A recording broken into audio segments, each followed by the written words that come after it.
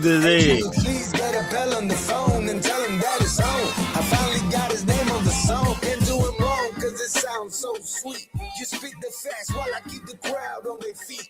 Football season be the reason that I be bringing this heat. Georgia music representing 104.3. Hey.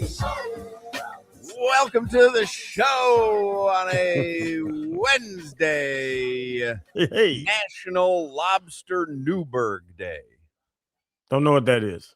Neither do I. What is Lobster Newburg, Solana? Lobster Newburg? You don't know what Lobster Newburg is? It sounds very fancy, and it's probably delicious, but no, I have no idea what that is. I don't know. Let me look it up. All right. Jimmy, what is Lobster Newburg? A type of lobster. It'd be great if you would have said a Jewish lobster. That would be funny.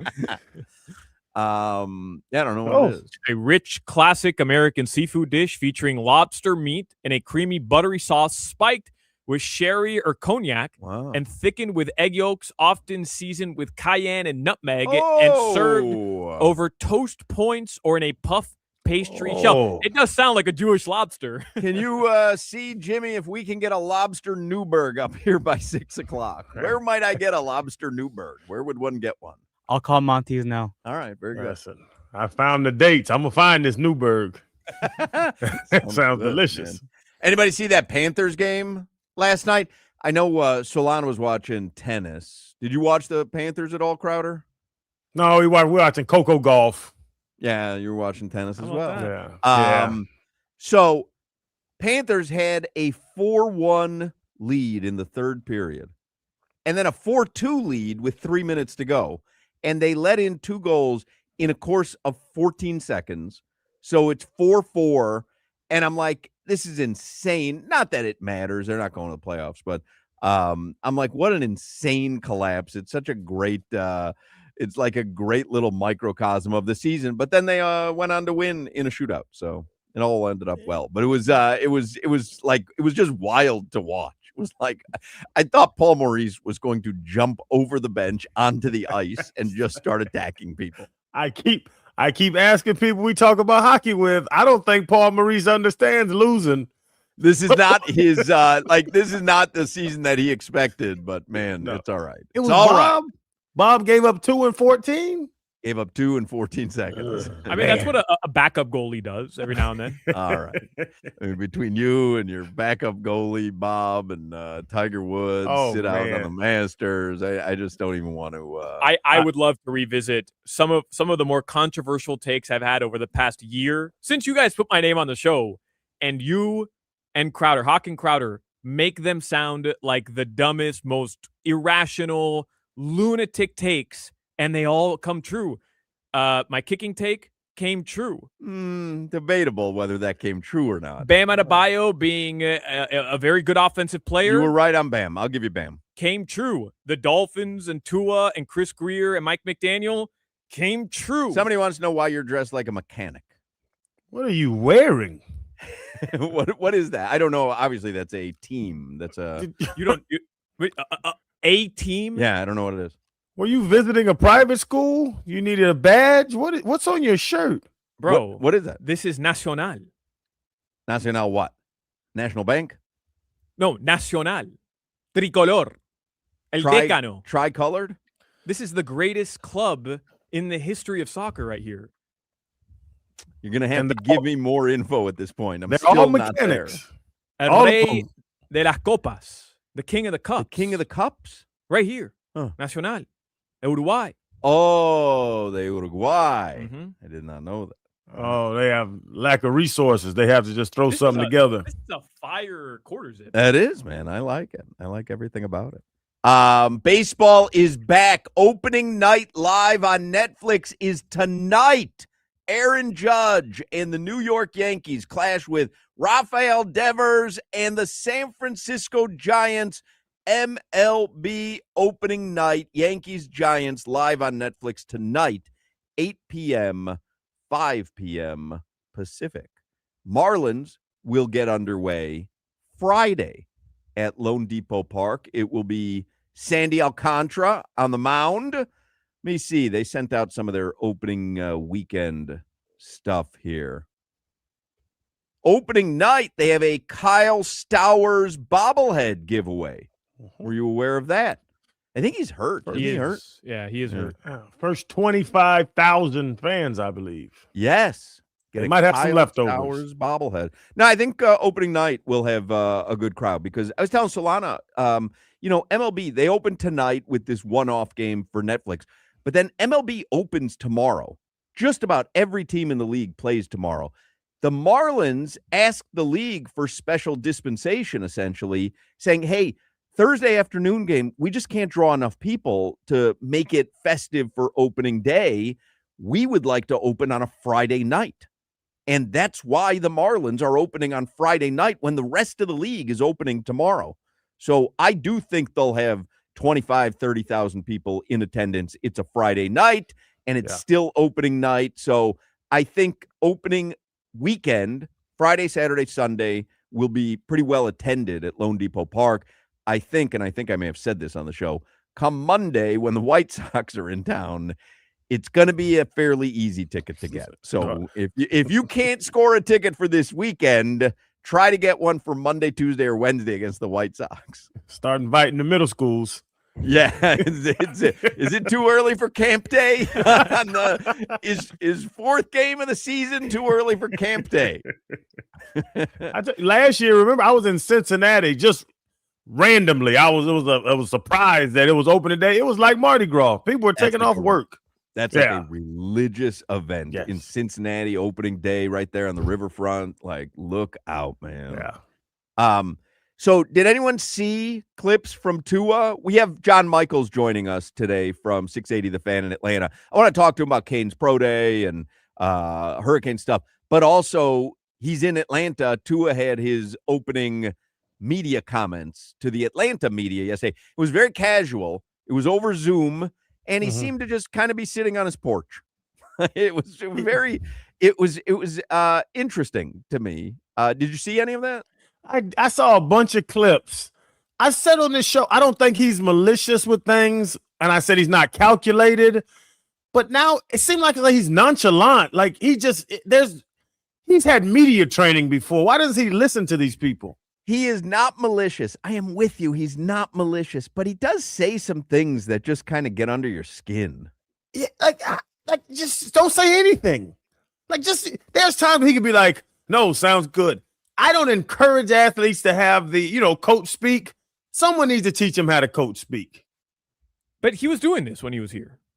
Yeah, doing what he did yesterday. Right. Yeah. That's what I'm saying. Like, he's not malicious. It just kind of gets under your skin. I'm just saying, like, he is who he is. I wouldn't expect him to change going to Atlanta, and I don't think he's going to change no matter who his head coach is, no matter what team he's on. He's always been honest about things. You're right, Crowder. A quarterback probably shouldn't be honest about. But even the honesty, like the whole Miami thing where some of these things, are secret and I don't want to talk about. He could just say, "Oh no, we're good to go. Miami was a great time. I'm moving to Atlanta. We're good to go." Like he could have done that, but there's some secrets that I don't want to reveal about my life. Why say that? It's silly. So easy just to say, you know what? I enjoyed my time in Miami. Wish the final season would have gone better. Certainly wish I could have delivered a playoff win to the fans down there. They've been waiting a long time, but great fan base. But man, I am super excited to be in Atlanta. You could say that over and over, 17 different ways for 17 different questions. You really can. It's not like that's not rocket science. Media training with Uncle Hawk just happened, but no one gave him that. Somebody also puts on the chat. Let's see where it went. I liked this comment about your outfit, Salana. There it is. Solana going to kill some pests.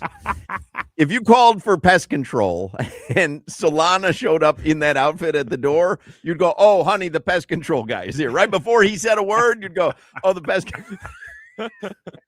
It's just a quarter zip of my favorite soccer club. That's all it is. I know. Los Bolsos. I know. I'm with you. I love it. But if I had called the pest control company, didn't know the guy before, it was their first time coming out, and you showed up at the door, and my choice was he's either selling Nacional season tickets or he's the pest control guy, I'm probably going to go, "Hey, the pest control guy's here." Found some termite wings in the top window. Go check it out. Somebody asked Solana, how much is a synthetic oil change? Jimmy, play the Tua Tagovailoa sound. Here's one of the clips from yesterday when he was talking to the Atlanta media. Can you just give us some insight into, what it was like last season in Miami and how that might have shaped the season that you had? Yeah. I don't want to get too much in depth with things that were going on, more so in terms of players to coaches than it was players to players. But it was unique in a sense. It was unique. Unique in what way? In a lot of ways. We'll go to Terrence Moore. What is that laugh for? It's so weird. He goes, it was a unique experience, not in terms of players to players, but players to coaches. But I don't want to get into that. Well, you just brought it up, dummy. Like, you didn't have to get into it. You're the guy who just got into it. How was it last year? Season didn't go away. I wanted to. I wish I'd have played better. Now I have this new start in Atlanta. I'm just excited to get out here with my teammates. Conversation over. Over. He has to say the goofy stuff and laugh about it. That laugh was annoying to me. It's like, I'm giving you a little morsel. He's Dr. Evil. Yeah. Salana, are you ASE certified? Someone wants to.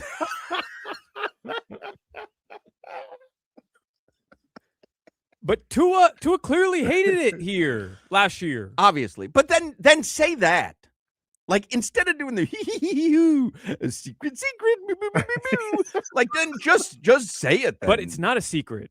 Like, that's he ripped his teammates last year. The coaches and his teammates didn't necessarily have his back. Some did, most didn't. And they benched him as the franchise quarterback. And it was pretty clear that Mike McDaniel had just kind of fallen out of love with the guy who was no longer the guy he fell in love with. Yeah. So he's pissed off. And you know what? I don't blame him. You can say that. But you can say that instead of being coy. But everybody knows it. So rather than say it. But rather than, and I'm not defending what he said. I don't have to be coy if everyone knows it. I'm coy if wink, wink, you may not know what went on. But he's lame. Well, I mean, this isn't a secret. Tua's, and that doesn't mean it's a bad thing. It's not like he's a bad person, but he's lame. He's always been lame. But what? Like, why even? Why you have to go either way? I'm with you. He didn't like it here. Obviously, they benched him. Him and McDaniel fell out. Then say, me and McDaniel, we didn't see on the same page late in the season. We weren't having success on offense. Get into details, or just say, I'm happy to be a Falcon. Right. Why is he throwing these little breadcrumbs out and then running away from it, laughing? Like, it's just goofy. It's goofy on both sides. Don't squirrel. Either go, I'm mad. I'm going to tell you why I'm mad. Or say, that's in the past. That's what I don't like about Tua. Here you go. Here goes a little something, but I'm not going to get into it. Can I get away with synthetic oil, Solana, or do I have to go for the good stuff? All right, headlines. John Michaels is going to join us, and who else is on with us today? Zack Gelb is going to join us. Coach Larenega is going to spend the entire 3 o'clock hour with us. So what do you have? He got a text from his mom. Are you wearing the sweater I bought you? Hey, Debbie. Listen, yes, Deborah. Yes. Deborah, it is a beautiful quarter zip. And I have to tell you, I'm a big fan of Nacional, and I'm a big fan of that quarter zip. Same color I'm wearing right now. I love everything about it. CNDF. Mm-hmm. Club Nacional de Fútbol. Yeah. Can I also change my transmission fluid? How's my torque? Headlines are brought to you by Durrell Kia, home. Your poor mother. Headlines are brought to you by Durrell Kia, home of the Pricito, our lowest price. Visit them at Durrell Kia or DurrellKia.com. The Miami Heat, they are in Cleveland tonight. They're in Cleveland for the next couple of days. Yeah. That sucks. So they've lost, what, 5 in a row? 5 in a row. 5 in a row. They're 2.5 games out of the 6 seed, and they'll play the Cavs tonight. They'll stay in Cleveland. 2.5 games out of the 6 seed. So they're the 9 seed. They're the 9 or the 10? seed. They're the 9 seed. Mm. The Cavs tonight, they'll be in Cleveland tomorrow, and they'll play Cleveland again on Friday on the road. So 2 straight games against the Cavaliers. And Cavs healthy? for the most part, I'm looking at the updated injury report right now. No Jared Allen, and they played yesterday, by the way. They played against the Orlando Magic, and our old friend Max Strus is out, but James Harden expected to play, and Donovan Mitchell expected to play. James Harden's on the Cavs? And it was balling. When did that happen? About 2 months ago. Really? Wow. Yeah. It's a They good like a addition. no look past the Max Strus the other night or something I was watching. Max Strus is catching passes from James Harden. Yep. Wow. Max Strus has played 3 games all season. Yeah. Wait till you find out where Luka's playing now, Hawk. I swear to God, if you told me to guess where James Harden plays, I don't think I'd get to Cleveland till maybe my 12th or 13th guess. Was he a free agent? Nope. Who traded him? Brooklyn? Was he on OKC still? Who becomes a free agent in February? Wow. That should have been in your headlines. Sure it was. January 7th. Did that happen on a weekend or something? He's on Cleveland. He's on You guys aren't Cleveland, playing a little joke on me? Nope. Wow. Mhm. Yeah, he's on Cleveland. All right. James Harden, the guy with the beard. The beard. All right. I'm just checking. Jimmy, did you know James Harden was on the Cavs? He is? My ally. Hey, we're one day closer to the Las Vegas buffets. I saw an odds list of Vegas basketball team names. Oh, really? And we had done that before. I just made like some of them up though. Well, there's an actual list that got released today. Do you know one of the names way at the bottom of the list? But what a great name this would be if you wanted to troll another team, say the Las Vegas Dry Heat. That's a clever name. I don't think the league would allow it, but the Heat versus the Dry Heat, there's something there, man. That jumped out at me. I was like, wow, the Vegas Dry Heat. That's a clever name. Terrible name.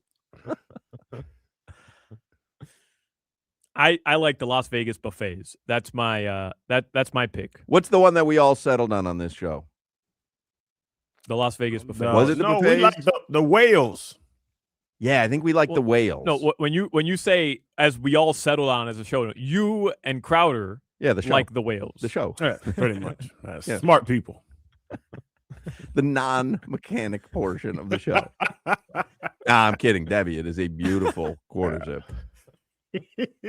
What's your hours at Jiffy Lube? My mom sitting at her desk weeping. All right. Your weather in South Florida right now, it is 83 degrees. It's hot today. It was very hot today. Yeah. Tonight, the lows are going to drop into the mid to low 70s. That weather report brought to you by Tornado Roofing and Contracting, helping homeowners stay safe this storm season. Visit tornadoroofing.com for a free roof and window estimate. I should have known that, huh? That James Harden was in Cleveland. I feel like I should have known that. Probably. Yeah. Feel like that may expose me a little bit on this particular job. Well, only because we talked to Jim Larenega for a full hour once a week. He's a Clippers fan. Right. His son coaches for the Clippers. Right. And the Clippers traded away Oh, is that where he was? James Harden. Huh. Pretty big news regarding the Clippers.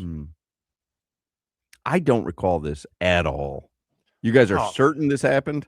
You know me. I'm not going on Cavs.com and checking with the current schedule. You just throw on ESPN and you see James throwing the ball to Spider, going to the rim. Oh, he's on the Cavs. Spider. That's funny. Come on, that's comedy. Hawk still thinks the Cavs are Matthew Dellavedova and Timofey Mozgov throwing it to LeBron Timofey. James on the break. I am going to be so surprised tonight because I bet all the Mozgov overs because he's a heat killer. Anytime you mention Timofey Mozgov, we have to look up his career earnings. Timofey Mozgov, what do you guys think? Well, Over, under? Because did LeBron bring him to LA? No. So he got paid because of LeBron. After the final series in 2015 that they lost, he started that series because Kevin Love and Kyrie were hurt. Right. He got paid that summer because that summer, the 2016 free agency was the one where everybody got paid like ridiculous amounts of money. He went to the Lakers. What do you guys think? Over or under $80 million? For his career earnings? Oh, Yeah, it's probably. I think it's over. I would think guess it's like $100 million. I'd guess over. $94 million. That's crazy. Timofey Mozgov. I mean, we're talking about Tua this segment. Tua's got $250 million in NFL quarterback contracts. His answer just be, I'm rich. To every question he gets asked. I am rich. I'm rich, brother.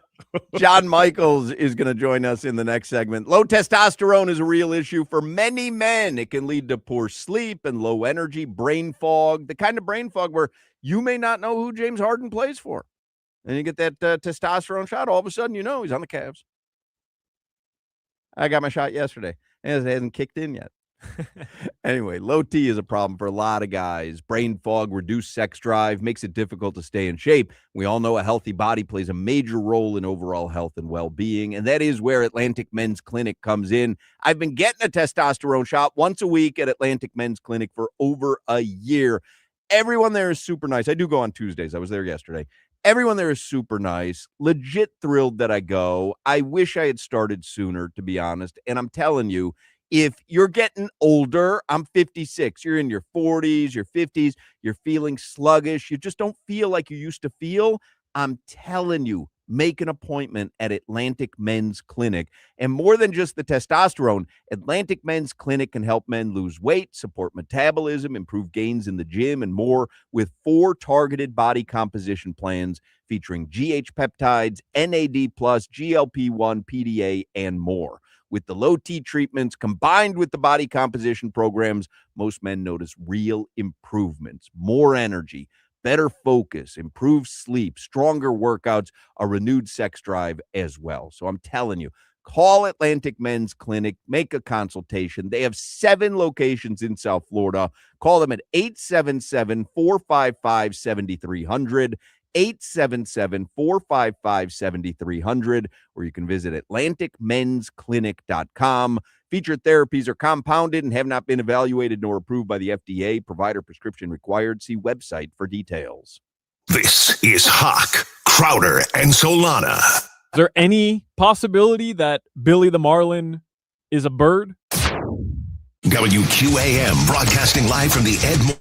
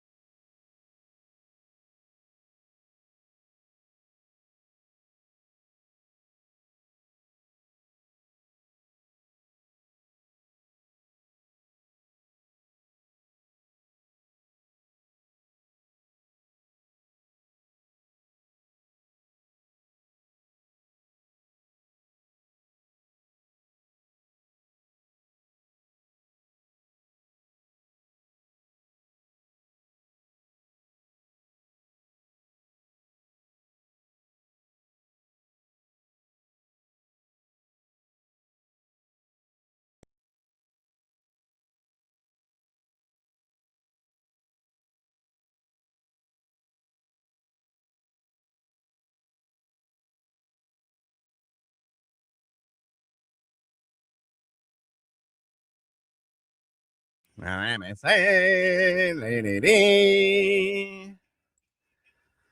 right, our guy John Michaels is on the Toyota of Hollywood hotline. John Michaels most mornings on 680 The Fan in Atlanta.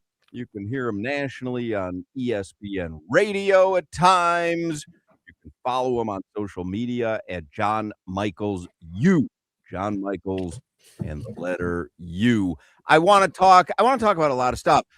Canes first, though. Canes hoops. Fantastic first season for Jay Lucas. They got the win over Mizzou. Hung tough against Purdue, which was a 2 seed. You think Jay Lucas's name, this is a conversation we've had on the show, you think Jay Lucas's name would pop up in conversations for teams like UNC or higher profile jobs if Bill Self is actually leaving Kansas? Now there seems to be some doubt as to whether he actually is. Has Jay Lucas done enough in year one to start being talked about for higher profile jobs? I think so. When I think about Jay Lucas, I think about, can Miami hold him long term? Now, I don't know that this year with North Carolina coming open, has he done enough to sell it to the North Carolina program? Because you think about it, Hubert Davis makes the NCAA tournament 4 of 5 years. Unfortunately for him, he gets bounced in the first round twice. If he has Caleb Wilson this year, I think North Carolina is probably still playing in the Sweet 16, and Hubert Davis still has the job. But I think Jay Lucas is a guy that if it's not this year for North Carolina and Kansas, maybe in a year or two, if another high-profile job, just say Kentucky comes open, because I don't think they're really enamored right now with Mark Pope being there because they keep losing in the first round. I could see Jay Lucas as a guy that ends up getting a job somewhere else. And I'd like to think, though, the way that Miami's been spending money, guys, that they would spend money to keep Jay Lucas there. That guy's fantastic. I love it. To go from 7 to the second round of the NCAA tournament, he gets an A+ for year one. And just the whole athletic program, John, with bringing in Jay Lucas, Mario Cristobal, a national championship, like Dan Radakovich. And you're talking about, is it the money or is it the decisions or whatever it is? But this athletic program seems like it's getting in the direction to be a top national athletic program moving forward, or is this some aberration years? Oh, no. They're on track, Channing, to be one of the elite programs across the country. Now he's got to fix the damn baseball program, but that's neither here nor there. When you have somebody like Dan Rad, who's been at Georgia Tech, been at Clemson, he was part of Clemson when they were in their heyday of winning college football national championships, and now he's here. And then you've got billionaires that are willing to spend money on the program and continuously spend money on the program. As long as they're winning, I think these guys are going to continue to spend their money. You know, Channing, you're close to a billionaire. You don't invest your money unless you're going to come back with a winner. You're not going to go out and spend your money on something that's going to lose. So as long as these guys keep winning, I think there's a chance they're going to continue to spend money, and they're going to be good. You keep Mario and Jay Lucas, those two programs are in really good hands. We were talking with Joe Z yesterday because they had spring practice. They had pro day the day before. I was asking about Ruben Bain. Is he the main attraction at pro day? He said, yeah. You think there's any chance in hell Ruben Bain is available at 11 when the Dolphins pick? Nothing would surprise me with the NFL draft, because I've seen some of these ding-dong general managers get enamored with guys with long arms, or get enamored with the guys that run really fast in biker shorts with no pads on, or, oh, great, they do the 3-cone drill maybe better than somebody else. Put on the tape. He should go number 1 overall. Now, I know he won't, because Fernando Mendoza and the Raiders need to be a quarterback in the worst way. I pray to God the Jets are stupid and they pull a Jets move and go draft David Bailey out of Texas Tech at number 2. He shouldn't drop any further than that. But again, knowing NFL general managers, they fall in love with stupid stuff, and they're going to be like, oh, he's got short arms, and maybe his head hit the sled too quickly in the pro day drills yesterday, as I saw some former NFL players saying, look at the way he leads with his head. You can't win in the NFL with that. Put on film. He was the best player in the country every time he stepped on the field. He should go number 1. He'll probably go no later than number 4 with Tennessee. I pray he ends up in a Dolphins uniform. A pissed-off Ruben Bain in a Dolphins uniform could help that rebuild. And this Ty Simpson stuff, John, talking about Dan Orlovsky started it, but now everybody's catching on the train where he's better than Fernando Mendoza. I watched a lot of Mendoza in the playoffs. He's not that impressive to me. I don't know if Ty Simpson's better than him. I know you watch some Alabama being a Georgia guy or being up in Georgia. Like, is there an argument you can make for Ty Simpson over Mendoza? It's tough. Channing, I'm the same way. Like, Fernando's good. I will not knock anything Fernando Mendoza did. He made a couple of throws against Miami that won him a national title. The rest of the game, he was an RPO machine, and that's all he could complete. Because as soon as Miami started rearing back and getting that pass rush going, Cignetti goes, we're going to run the football, and we're going to run it until we get stopped. And on fourth down, we'll give him a one-read throw. Simpson, for the first, 8 weeks, you could argue was the best quarterback in the country. He was like 21 touchdowns and 1 interception. And then his competition got better, and maybe his line was banged up and guys weren't making plays. He started to struggle. The other difference is, and I know size doesn't always matter, Mendoza's 6'5" and almost 240. Ty Simpson's 6'1" and 210. You played in the NFL, 6'1", 210 at quarterback. You better damn Drew Brees if you think you're going to stand back there and throw that ball over and over again. No, you can't take Ty Simpson in the top half of the first round. Somebody in the back half, maybe Pittsburgh if Aaron Rodgers comes back and you can let him sit for a year, maybe 2, and learn how to play offense. You go ahead and you draft Ty Simpson. But there's no way he goes in front of Mendoza. I don't think either one of them are first-round talents in normal years of an NFL draft. Yeah, you guys ended up with Ricochet, which is a story that we were talking about yesterday where, sometimes you have the number 1 overall pick and you just kind of are stuck with what you're dealt. So yeah, you're stuck with Zachary Ricochet. And let me tell you, that is the most Atlanta Hawk NBA draft in the history of the world. They could have got Cade Cunningham one year, Victor Wembanyama one year. This year, you name 4 or 5 guys, and all of them feel like they could be the number 1 pick. We had a choice between a Frenchman and a Frenchman, and then neither one of them were named Wembanyama. It was the dumbest draft ever. And we were kind of joking with the NBA potentially having expansion. I'm not sure the Hawks would even protect Zachary Ricochet. Think about that. You go from number 1 overall pick to fine. You can go to the Las Vegas, whatever they're called. Let me ask you quickly before we transition over to Tua, who had his media availability in Atlanta. Quickly, just Carson Beck, speaking of quarterbacks in college. We looked yesterday. ESPN had him at 4th best available quarterback coming out in the draft. There was another list we saw had him at 4th. Is that where you would kind of slot him? Probably. And Carson's such an enigma. When he's on the top of his game, whether it was at Georgia or at Miami, you're talking about a kid who could spin it. He's 6'5". He's got giant hands. He can make all the reads. He won 38 games as a starter. The problem is when he's bad, he's a couple of interceptions or 4 interceptions against Louisville, and it doesn't happen. I think the perfect scenario for Carson is you go somewhere where you can sit and learn, and at worst, you're an NFL backup for 15 years.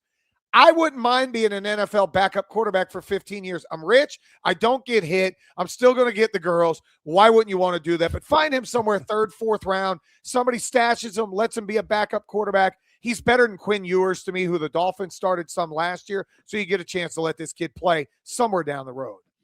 You go Cam Ward to Carson Beck, and now you have Mensah. Where does Mensah fall? I would say Cam Ward is the best. I haven't seen Mensah play enough, but Cam was the Heisman guy. Is Mensah over Beck in your mind? What you saying? Yes. And that's tough. I think it's hard to say because I could say if we had Darian Mensah last year, we win the national title, but that'll belittle what Carson Beck did, and I don't want to do that because without Beck, you don't beat Ole Miss. Without Beck, you probably aren't in the college football playoffs. You probably don't beat Notre Dame. You don't beat Florida State. Like Carson played really, really well. But day one, and I don't want to be that guy, but you can go ahead and pen Miami in the college football playoffs right now. I'm watching those throws that Mensah's making, and you got Malley wearing number 1, and you got a running back room that, hell, the Dolphins don't have that good of a running back room. What the Canes have. Mensah's that dude. He can spin it. He can run. He's not Cam Ward. Nobody is. But our offense will be closer to where it was with Cam Ward a couple of years ago than it was this past season. Tua. So Tua had his introduction to the Atlanta media yesterday, a very casual setting. Just seemed like he was chilling out on a Zoom call, FaceTime on his front lawn or something.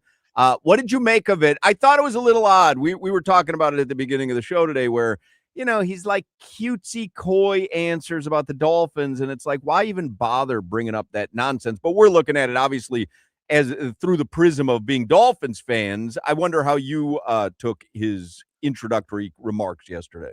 The biggest takeaway we had was what he was talking about when it came to being a starter. Because I was wondering, did the Falcons say, hey, you're going to come in and you're going to have a full chance to be a starter?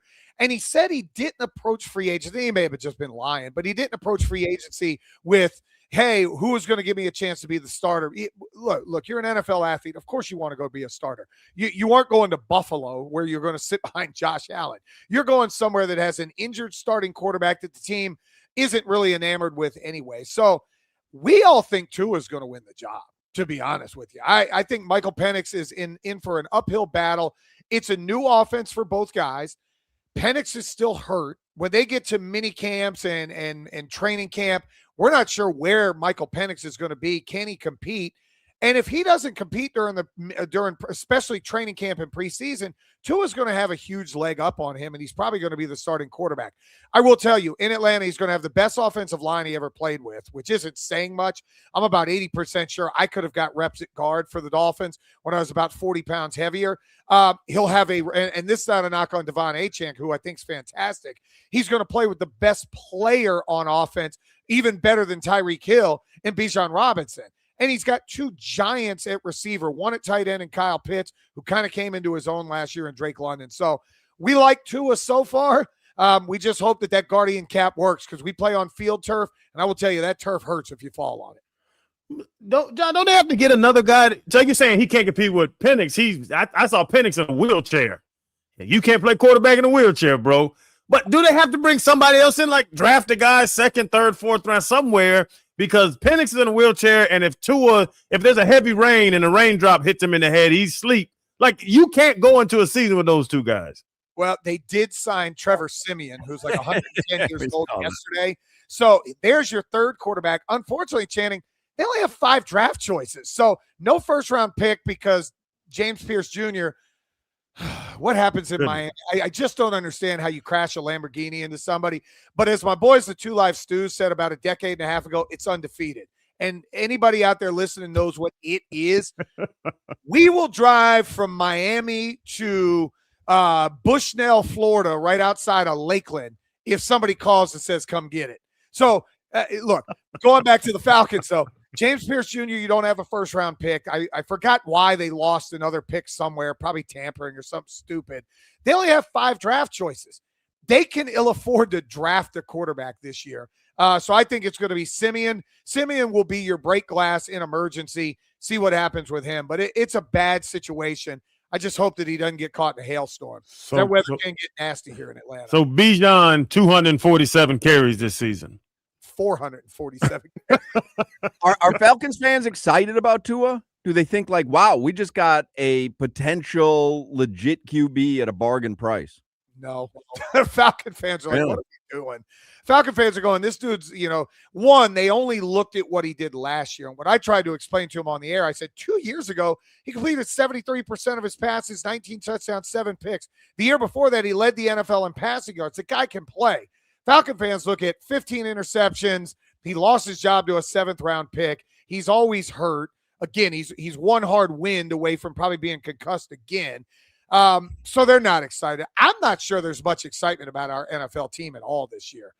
We brought in about 19 people from the Cleveland Browns, which they're about the only franchise that might be worse than the Falcons or the Jets. And you brought in a bunch of people from there. Don't leave the Dolphins out of that conversation. Yeah, but at least you guys have made the playoffs. We haven't made the playoffs in 8 years. We haven't won a playoff game. You've been to a Super Bowl. We haven't won a playoff game in 25 years, a quarter of a century. Where were you 25 years ago? 25 years ago, I lived, I think, in Delray Beach because I got married. No, we probably lived in Boca by then. I was pretty much doing what I'm doing now. 01. I was like, when was that? 01? Yeah, I got married in 97. No, we must have lived in Delray because DJ wasn't born till 04. Yeah, we were living on a little beach chateau in Delray Beach, living the non-child life. It was a goddamn money. You call it a chateau. Not only did I not have a child, when the Dolphins last won a playoff game, but my child is graduating from college in 2 months, and the Dolphins still have not won a playoff game. I've gone through life, like the huge phase in life where you have a child, raise him, do little league coaching, all the stuff, get him off to college, make sure he keeps his head on straight, and then graduates college. I did all that. No playoff wins for the Dolphins in that period of time. That's impossible. It's impossible.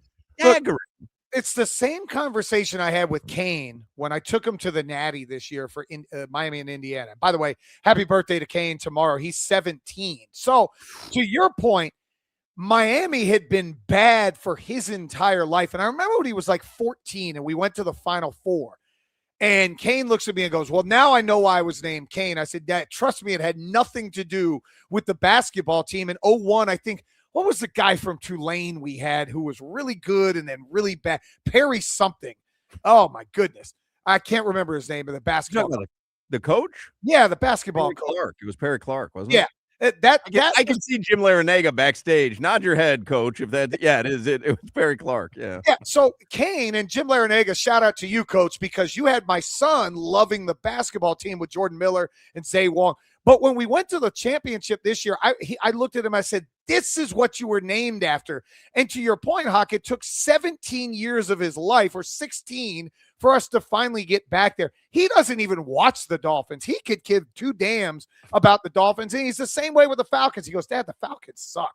Why would I watch them? I'd rather watch Canes basketball and Canes football, and I'll watch Malachi Tony reruns, is what he's doing right now. I cannot believe, now that Crowder said, like, what were you doing? Like, I literally lived maybe the most important, part of your life. Right. And the Dolphins were unable to win a playoff game during that time. That's staggering. It's been half my life. I'm 51. I was 26 when Jay Fiedler was handing off to Lamar Smith against the Oakland Raiders back then to win. Well, actually, you got blown out by the Raiders. You had beaten the Colts the week before. Crowder, you were still in high school, weren't you? You were in Sandy Springs or Roswell, Georgia? Getting that bag of cash? 01, I was at North Springs High School driving a Toyota Paseo, sneaking into girls' basements, getting yelled at by their dads. I was a puppy. You still had to wait for nights and weekends on your cell phone in 01. You had 500 minutes. 500 minutes before 9 o'clock. You were sneaking in per the girls' invitation, correct? You weren't just sneaking into girls' basements without them knowing about it either, were you? Have you seen me? I always had an invitation. Oh. Well, that's what I'm asking, because I have seen you. Questioning how you got that invitation. Hey, you never left a tooth behind in one of the girls' basements. Oh, this is a telltale sign that Crowder was here. We've got a tooth. No, eat now or later. Leave me alone. John Michaels, 680 The Fan in Atlanta. Follow him on social media, John Michaels U. Thank you as always, John. See you guys. Hey, throws up the U as always. The biggest, for those who, doubt, is John Michaels as big a Canes fan as we say, his son's name is Kane. That's crazy. Not a nickname, by the way. That's his actual name, Kane. All right, we got to take a break here. We'll come back with a little bit more Hochman, Crowder, and Solana.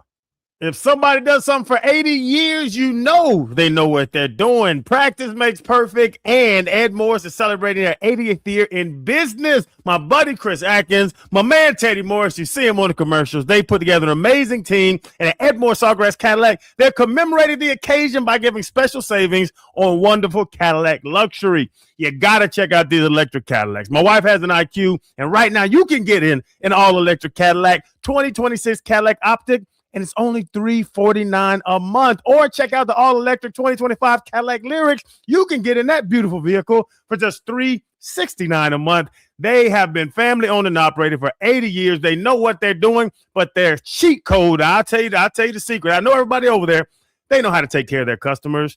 Don't miss out on the 80th year anniversary savings. Go see my people at Edmore Sawgrass Cadillac. They're the 6-time dealer of the year off Sunrise Boulevard and the Sawgrass Expressway. You can't miss the beautiful lot.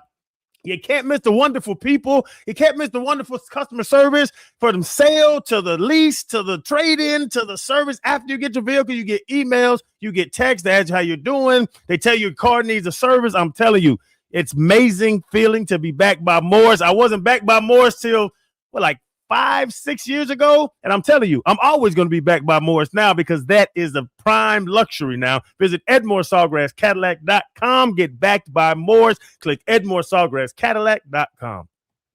You're listening to the Hawk, Crowder, and Solana Show. Hola, ¿cómo estás? Buenos días. Don't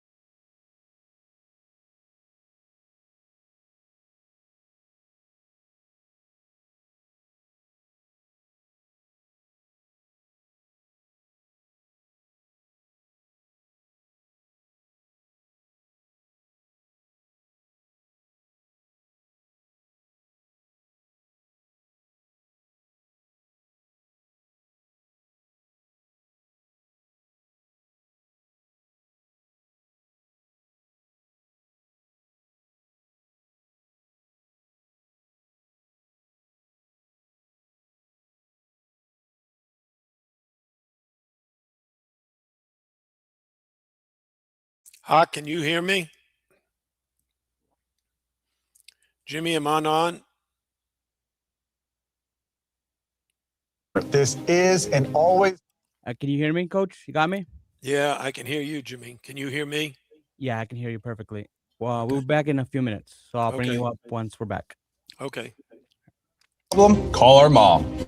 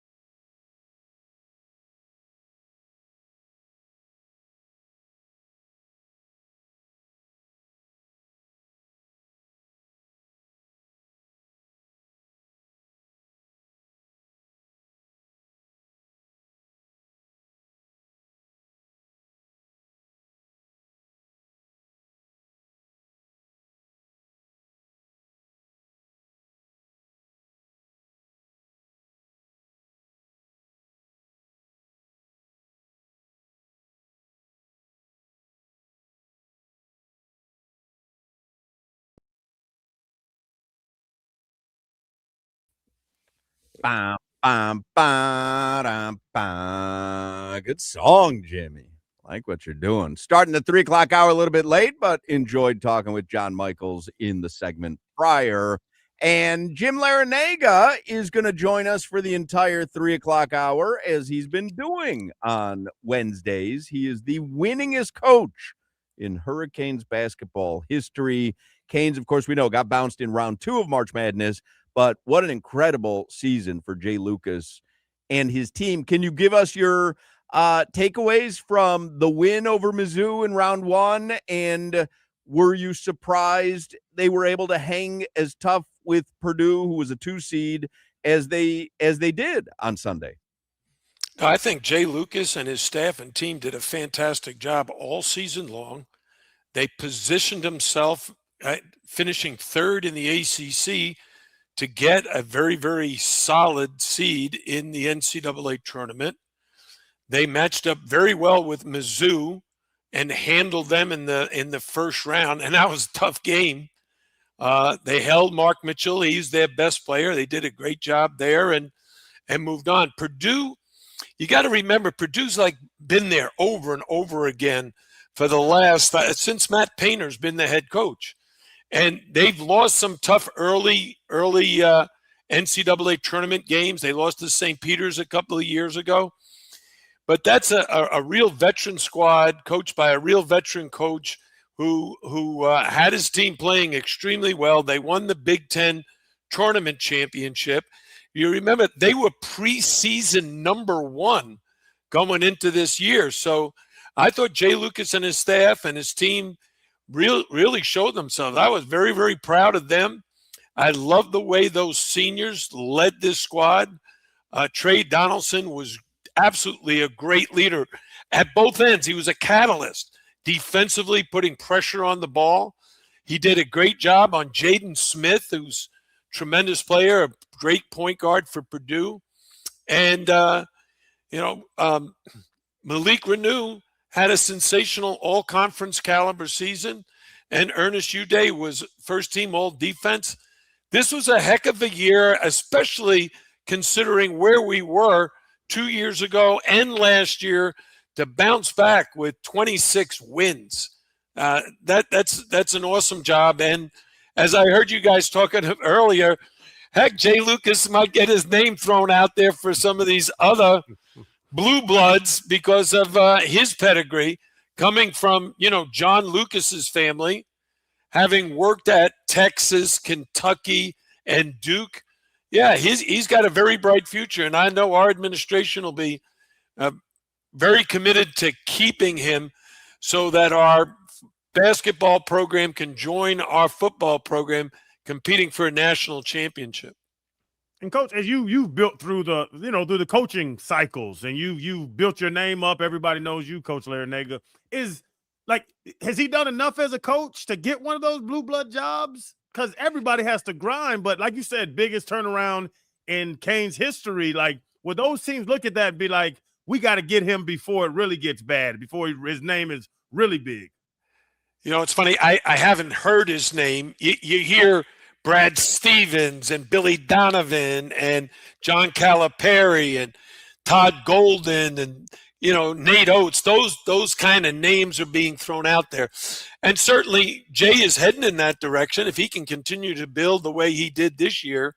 Because you got to remember now, after year 1 in college basketball, you might not have any of your players back.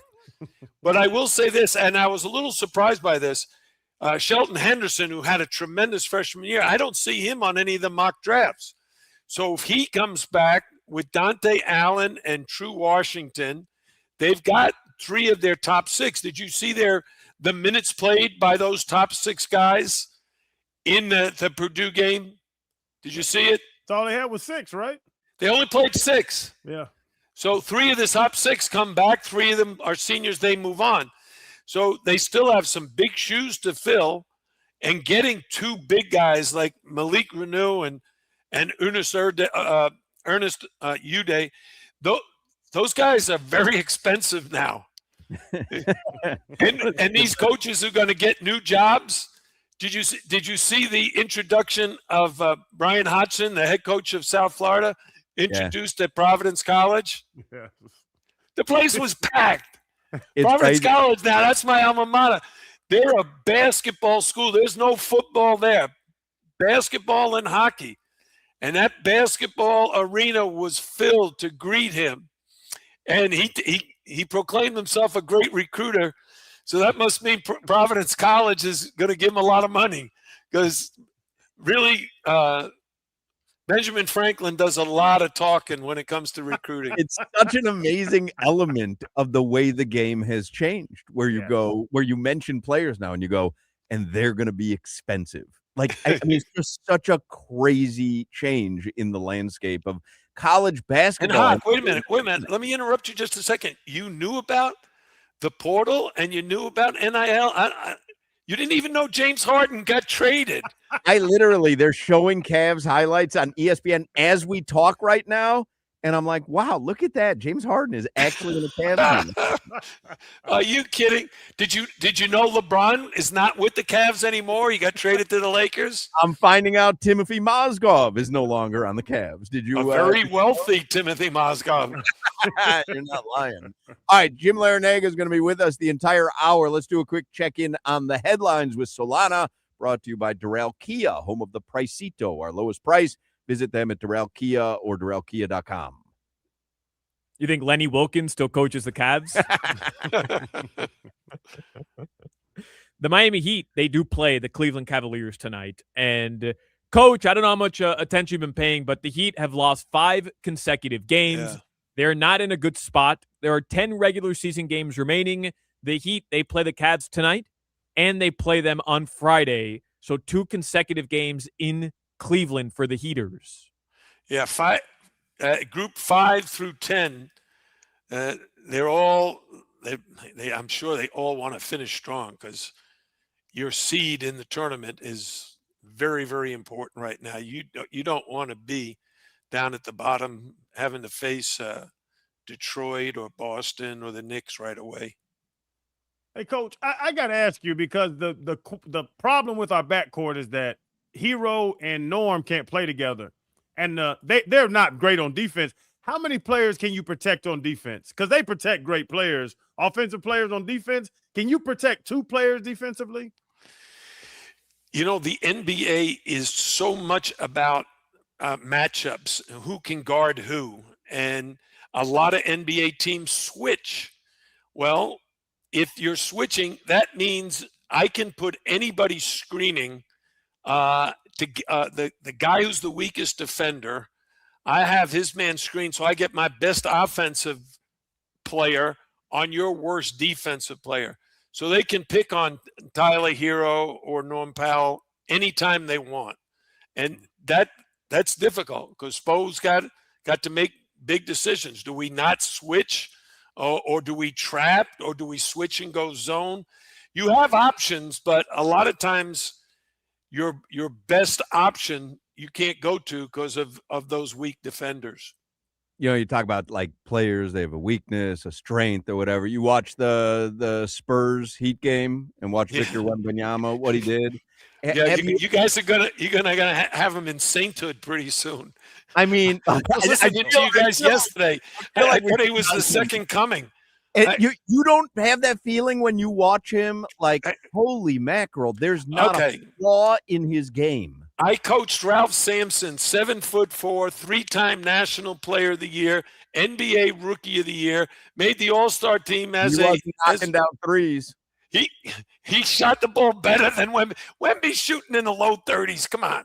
He was 1 for 9. The game you were talking about against the Heat, he was 1 for 9. Coach, he's shooting 36% from beyond the arc. I bet Ralph Sampson took 12 threes in his career. If a player, Coach, no joke, if a player prior to 2010 shot 36% from 3, they were known as a 3-point shooter. Right. And he's doing it, and that's probably the least impressive part about his game. Like, he's, he doesn't have any flaws. You can special, say it. Coach. You can say it. He doesn't have any special. flaws. Coach, tell him his weakness. What's Wemby's weaknesses? The main weakness, he hasn't even won a series in the playoffs yet, has he? cares? I mean, what does that Winning. mean? Oh, I'm sorry. Winning is not important. I know. Oh. Stats. Personal How good accolades. you look. Maybe his social media following is better than all the guys previously to him. Unbelievably impressed with Victor Wembanyama. Yes, I am. But no, you have to give the guy his props. He's a tremendous athlete and skilled basketball player, and it's particularly impressive when you're 7 feet 4 inches tall. I think that's what makes it the most impressive is that we've never seen a guy his size be able to bring the ball up with, like, he's got good handles. Have you seen Giannis Antetokounmpo play? Yes, but still not that size. He's not like he's still. We've never seen anyone. The only people I've ever seen Wemby size, I'm thinking, is Sean Bradley and Manute Bol, right? Yeah, but they're not in the same category. Those guys shouldn't have even been in the NBA. You think Manute Bol had like 7 threes in one quarter once? Yeah, Manute Bol. Okay, trivia. Where did Manute Bol go to college? Guaranteed none of you know except me. I think no. He played. You recruited him, I bet. Did you recruit him? No, I didn't recruit him. Did you know? Was he on your radar? No. He was not on your radar. No. He went to High Point. Oh, that's a kind of good guess, but that's Division I. He didn't go to Division I. He went to Barry University in Fort Lauderdale. He went to Bridgeport. He played Division II in Bridgeport, Connecticut. Did he play just one season there? I'm not sure about that. No, because back in the day you had to play 2. No. Oh, that's true. Didn't you have to play 2, Coach? Until they changed it to just you can go out of high school? It wasn't one and done. Yeah. He probably was about 35 when he went to Bridgeport.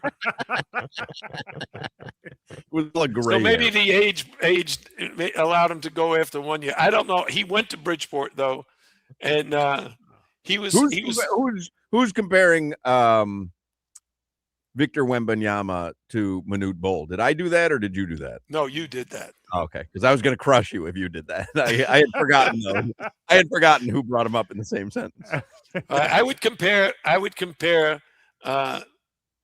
Victor Wembanyama with Muggsy Bogues. You know why, right?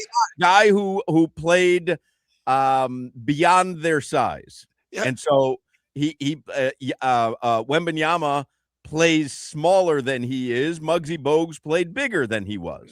To me, they're unicorns. Muggsy was 5'3". If someone told you this kid, Tyrone Muggsy Bogues, is 5'3", and one day he's going to play in the NBA, you would say there is absolutely no way a 5'3" little point guard can play in the NBA. Yet he did it, and he did it very well.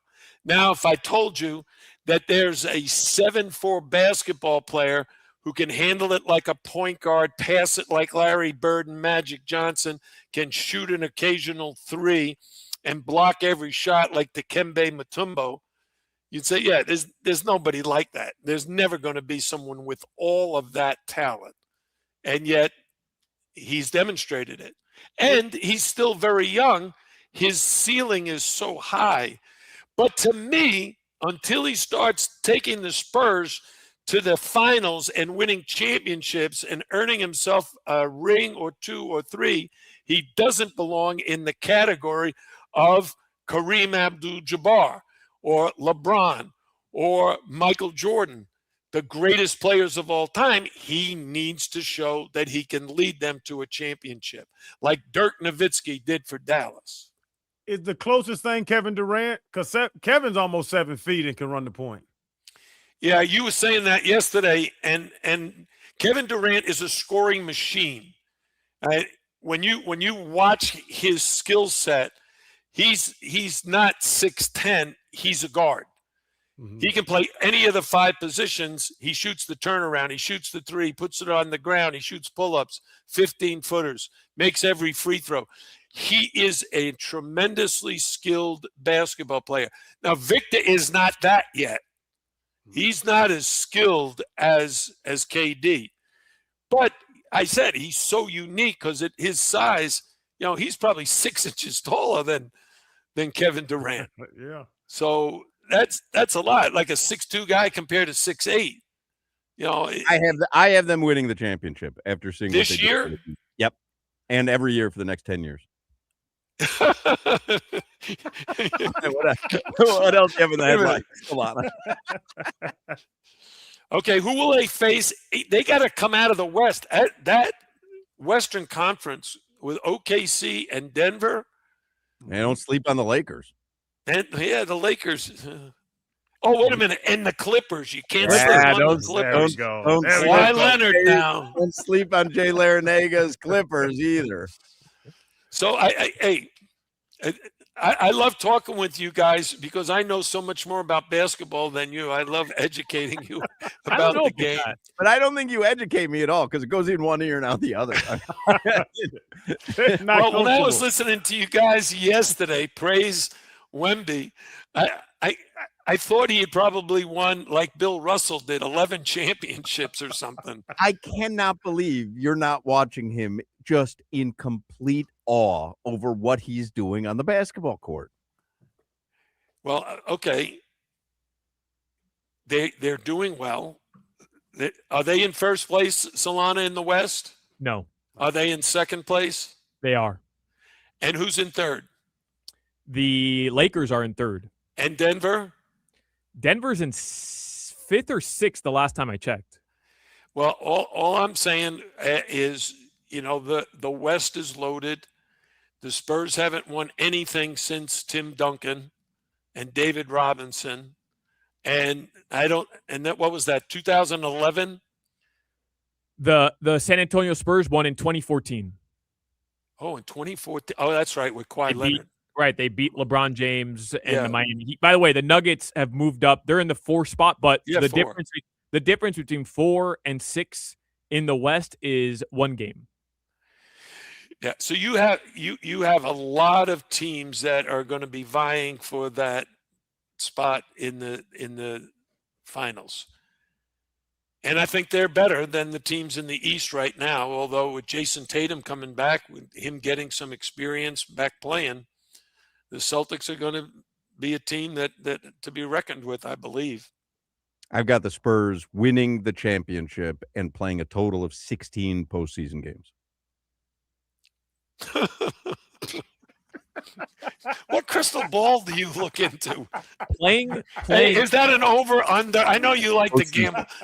Yeah.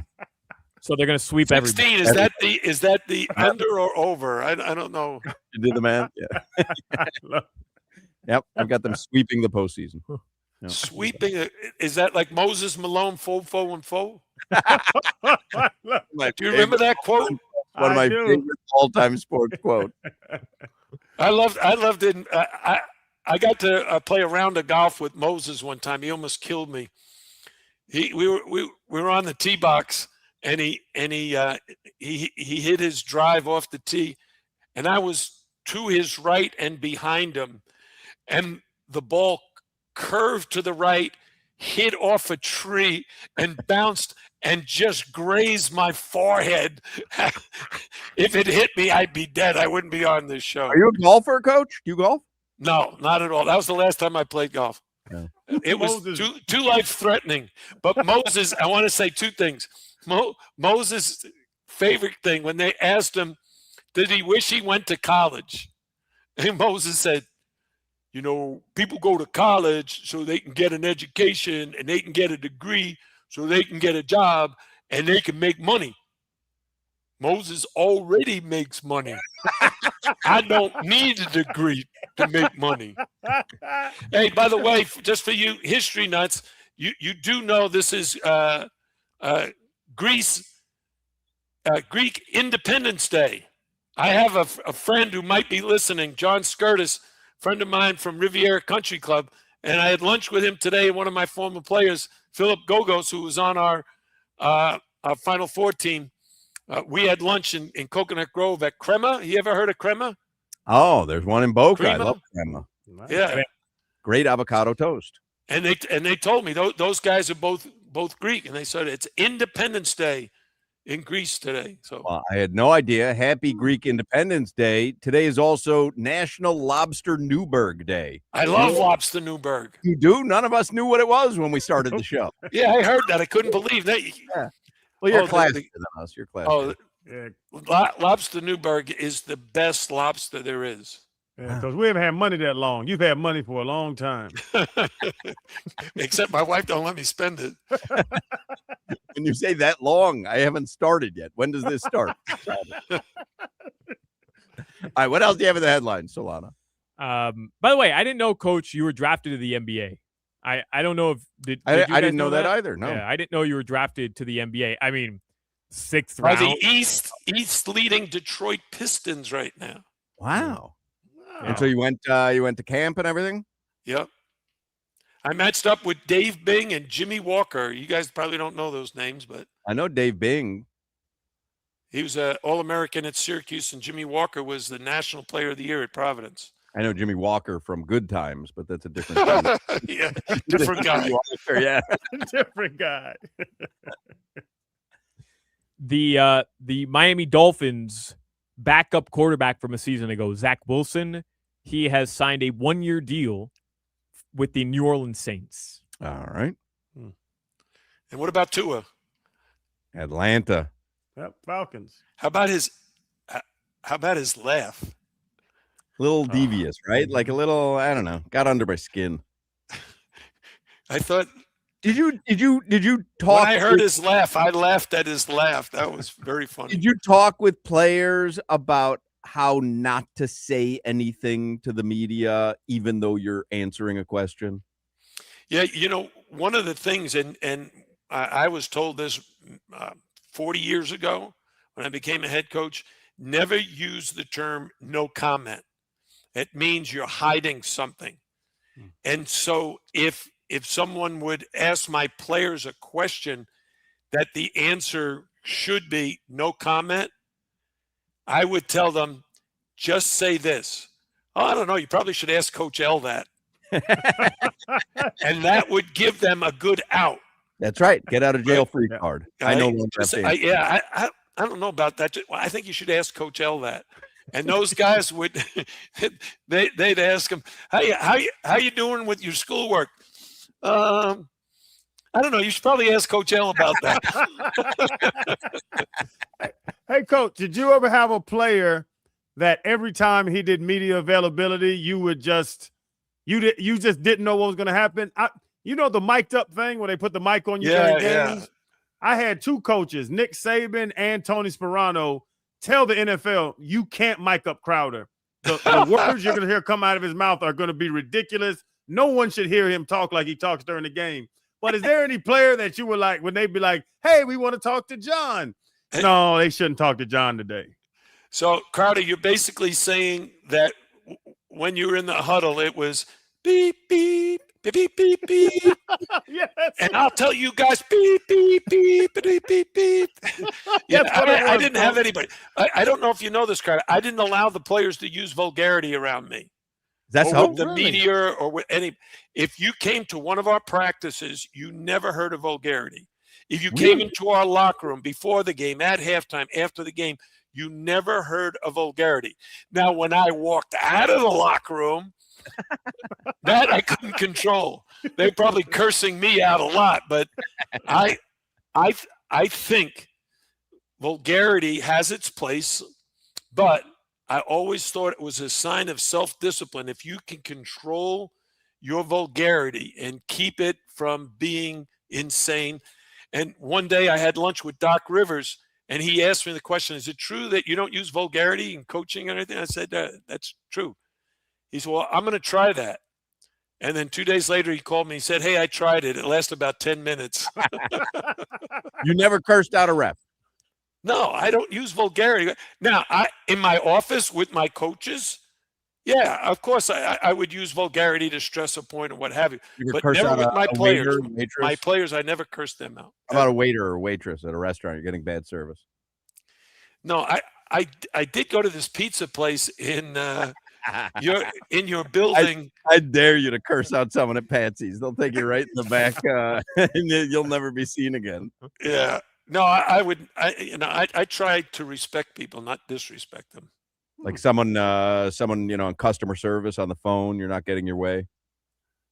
No, first of all, I don't talk to customer service. That's my wife's job. I got you. I like that. She was on the phone. She was on the phone for over a half hour today on hold. Just with the phone at her ear, waiting for the person to come back on. I love when they do ridiculous. that to me because I'm getting ramped up at that point. They're about to face holy hell when they pick up that line. And when you pick up the line, you're talking to someone like in Turkey. Yeah, I mean, yeah. I don't. You're not feel good. talking to an American. I You're don't not feel talking good. I don't feel good to about someone in your myself. neighborhood. Sometimes you It got made me feel bad because I was cussing out 14-year-olds when I coached. No self-discipline. No self-discipline. All right. Anything else in the headline, Solana? Not much. Just trying to figure out why Coach L wants to treat everybody with respect except for the guy with the big forehead. But he didn't say you have a big bleeping forehead. He just said Exactly. forehead. Funny how that works, huh?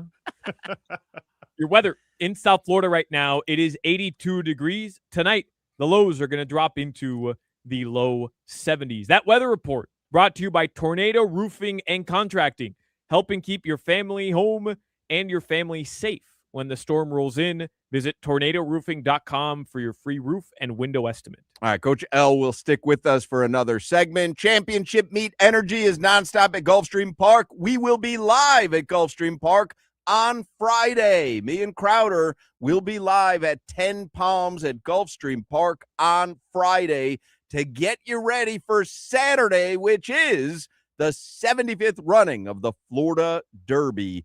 An unforgettable day of world-class racing, elevated dining, and electric trackside energy. You want to be at Gulfstream Park on Saturday for the Curlin Florida Derby, and there's so many ways to experience it. General admission and walking ring tickets, limited, but still available. Seats in silks, limited, but still available. Reservations at 10 Palms on Saturday is sold out, so that's not available. There's also limited tickets for Taste at the Track, which is Saturday as well. You can get all the details online, but we will be doing our show Friday at Gulfstream Park. Get you in the mood for all the great action on Saturday, the Curlin Florida Derby. Also on Saturday, starting at 6 p.m., Gulfstream Casino will be giving away a new Ford Maverick and a share of $20,000 in free play. You can earn entries for the new Ford truck all month long. Also, one other reminder, Cirque du Soleil Lucia is currently playing at Gulfstream Park right now. You can go see it. Under the Big Top runs through April 25th. But get your tickets for this Saturday. Get all the info online right now at GulfstreamPark.com.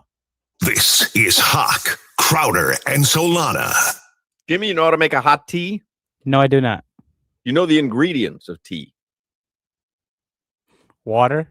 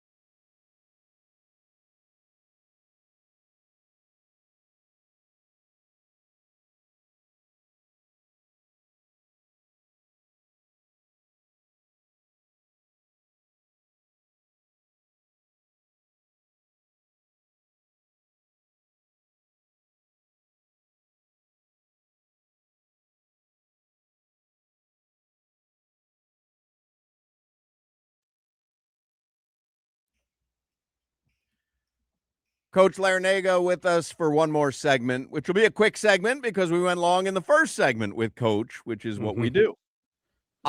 Baseball starts tonight. You've got Yankees and Giants tonight. That's the only game on the MLB docket, and then the rest of the games start tomorrow, and the Marlins start on Friday. Are you a baseball fan, Coach? I think we asked you this last year around opening day. Are you a Yankees fan, Brooklyn Dodgers fan? What are you?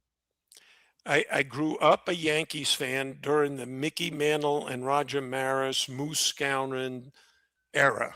And I could probably name, even now today, their starting lineup, including Whitey Ford and Elston Howard, Yogi Berra, those guys. But I haven't been a baseball fan since I stopped playing Little League baseball in the 8th grade. You don't watch? I don't watch. I only watch basketball. I only watch, when I was in high school, I really only watched the NBA and the replays like at 11:30 at night and any college basketball game that was going on. But those games were not televised a lot. And once I became a head coach, the only games I watched were my team and the teams in my league. So I could study them and get to know their personnel, their strengths, their weaknesses, how we wanted to attack them, how we wanted to defend them. And I didn't have time to do anything else. And most nights, you're glued in front of the TV watching an ACC game.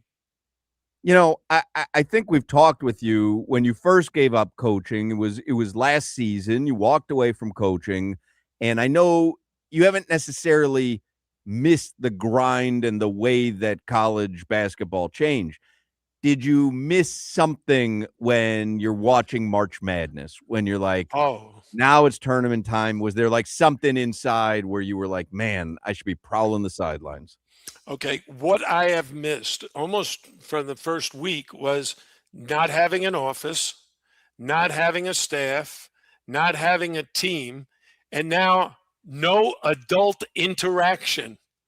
The only adult that I talk to is my wife, and then I go to happy hour on Tuesday, Thursday, and Friday night, and to hang out with a bunch of guys my own age, and we're all retired and telling old war stories, or coaching the teams that are out there. What would you have done? What'd you think of Hubert Davis losing his job today? I mean, it's a different era in you have to deliver, and deliver doesn't mean getting to the tournament. Deliver means deliver championships. It's just a different era. People start talking about changing coaches after 2 seasons. If there's no success, they do it with quarterbacks as well. Like we're just in a microwave society. So it's just different. Yeah. So I don't miss that. I don't miss dealing with the agents and dealing with the kids who are not interested in either getting an education or even winning. They're interested in getting money. I want to know how much you're giving me so I can find the right car that I'm looking for. I need a Maserati. I need a Lamborghini or an Escalade or, a Rolls. I saw a guy driving a Rolls Royce today. Beautiful car. I'm thinking he was probably in the NBA. He looked like an athlete and he looked cool. Probably just a 5-star recruit, Coach L. Probably high school. Maybe it was one of our football recruits just trying out what car he's going to buy when he gets here.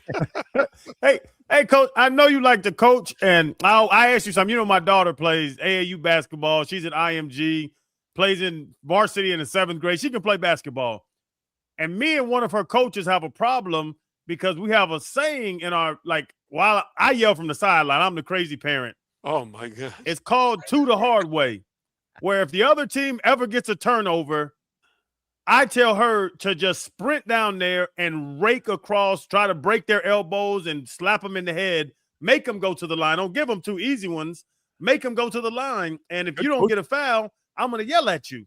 Great And parenting. the coach, I think it's great, coach, because why give them a free layup when you can send them to the line and they might not be able to get to the hard? How do you feel about my to the hard way approach? Okay. Do you know that if you were playing in Europe and there was a turnover and the other team had a fast break layup and you didn't foul, if you didn't do to the hard way, you would be fined and yanked out of that game. And that coach, he'd be using the crowd of vulgarities and the vocabulary that I don't use. They would kill you for not fouling, and a hard foul. You got to make them pay a price. Yeah, so that's great. That's great. Good coaching. I'm not sure about good parenting though.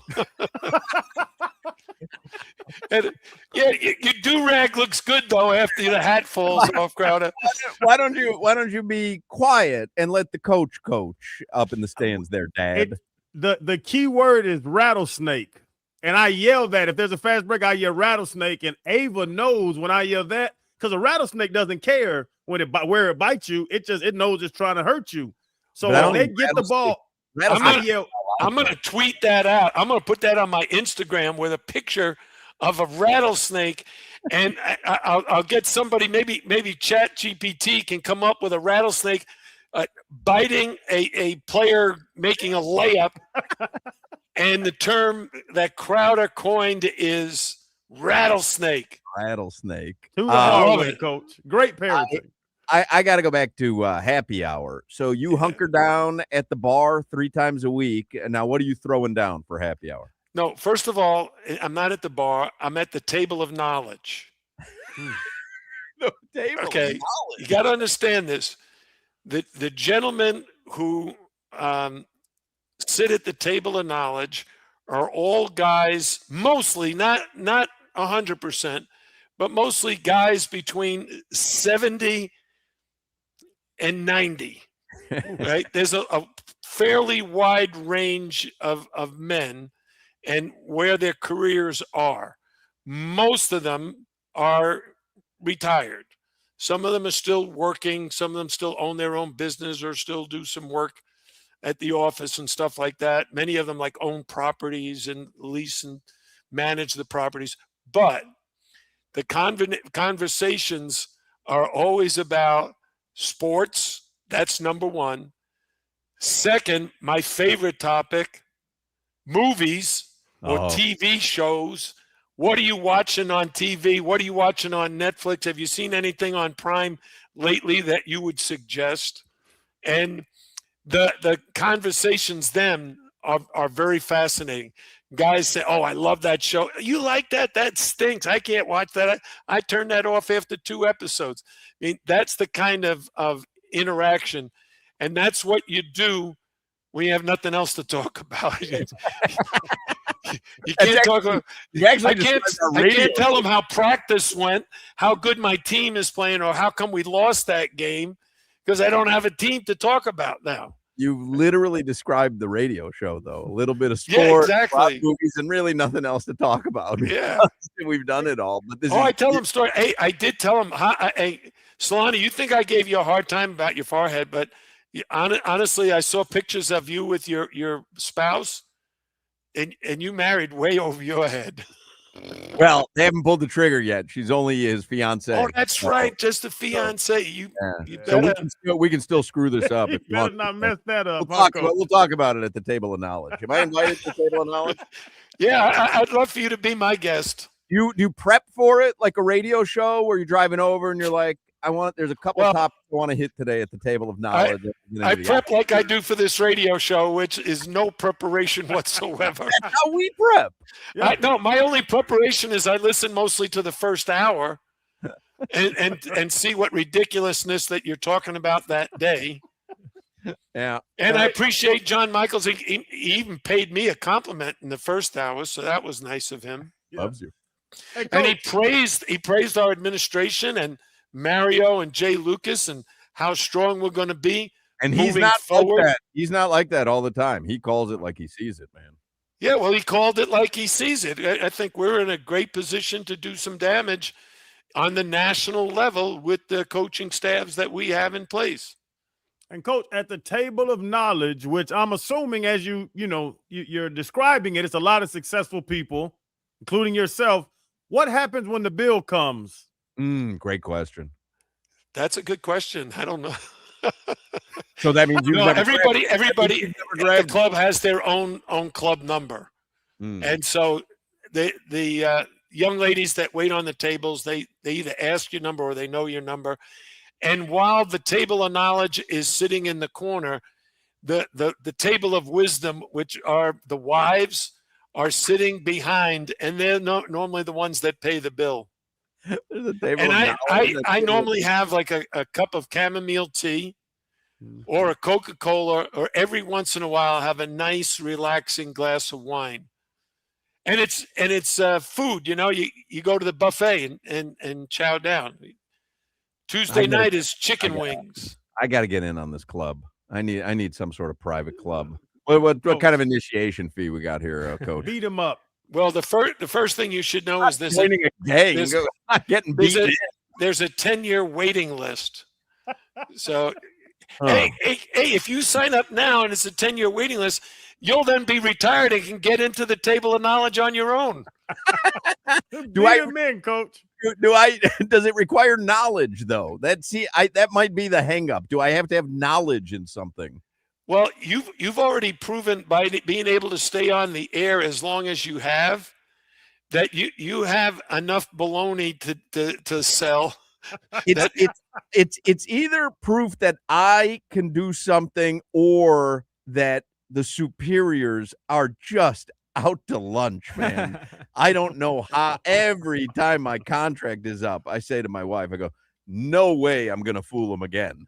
And then all of a sudden there's another offer. My contract is up in, I don't even think these guys know it. My contract's up in 6 days. I'm not certain that I have fooled them again. 6 days, huh? I don't know if you'll see me next week. Okay. Now that you mention it, that Odyssey did call me and asked me would you like to replace Hoch? Yeah, well, if you can share my number with them, that would be appreciated. I certainly have my number. All right, we're out of time. We love you, Coach. We always appreciate our Wednesdays with you. All right, guys. See ya. Coach Larenega. We'll take a break. 4:00 hour is next. Hoch, Crowder, and Solana show. I've wondered what planet Salana is from lately, and I'm finding out it's definitely not Earth. WQAM broadcasting live from the Ed Moore Sawgrass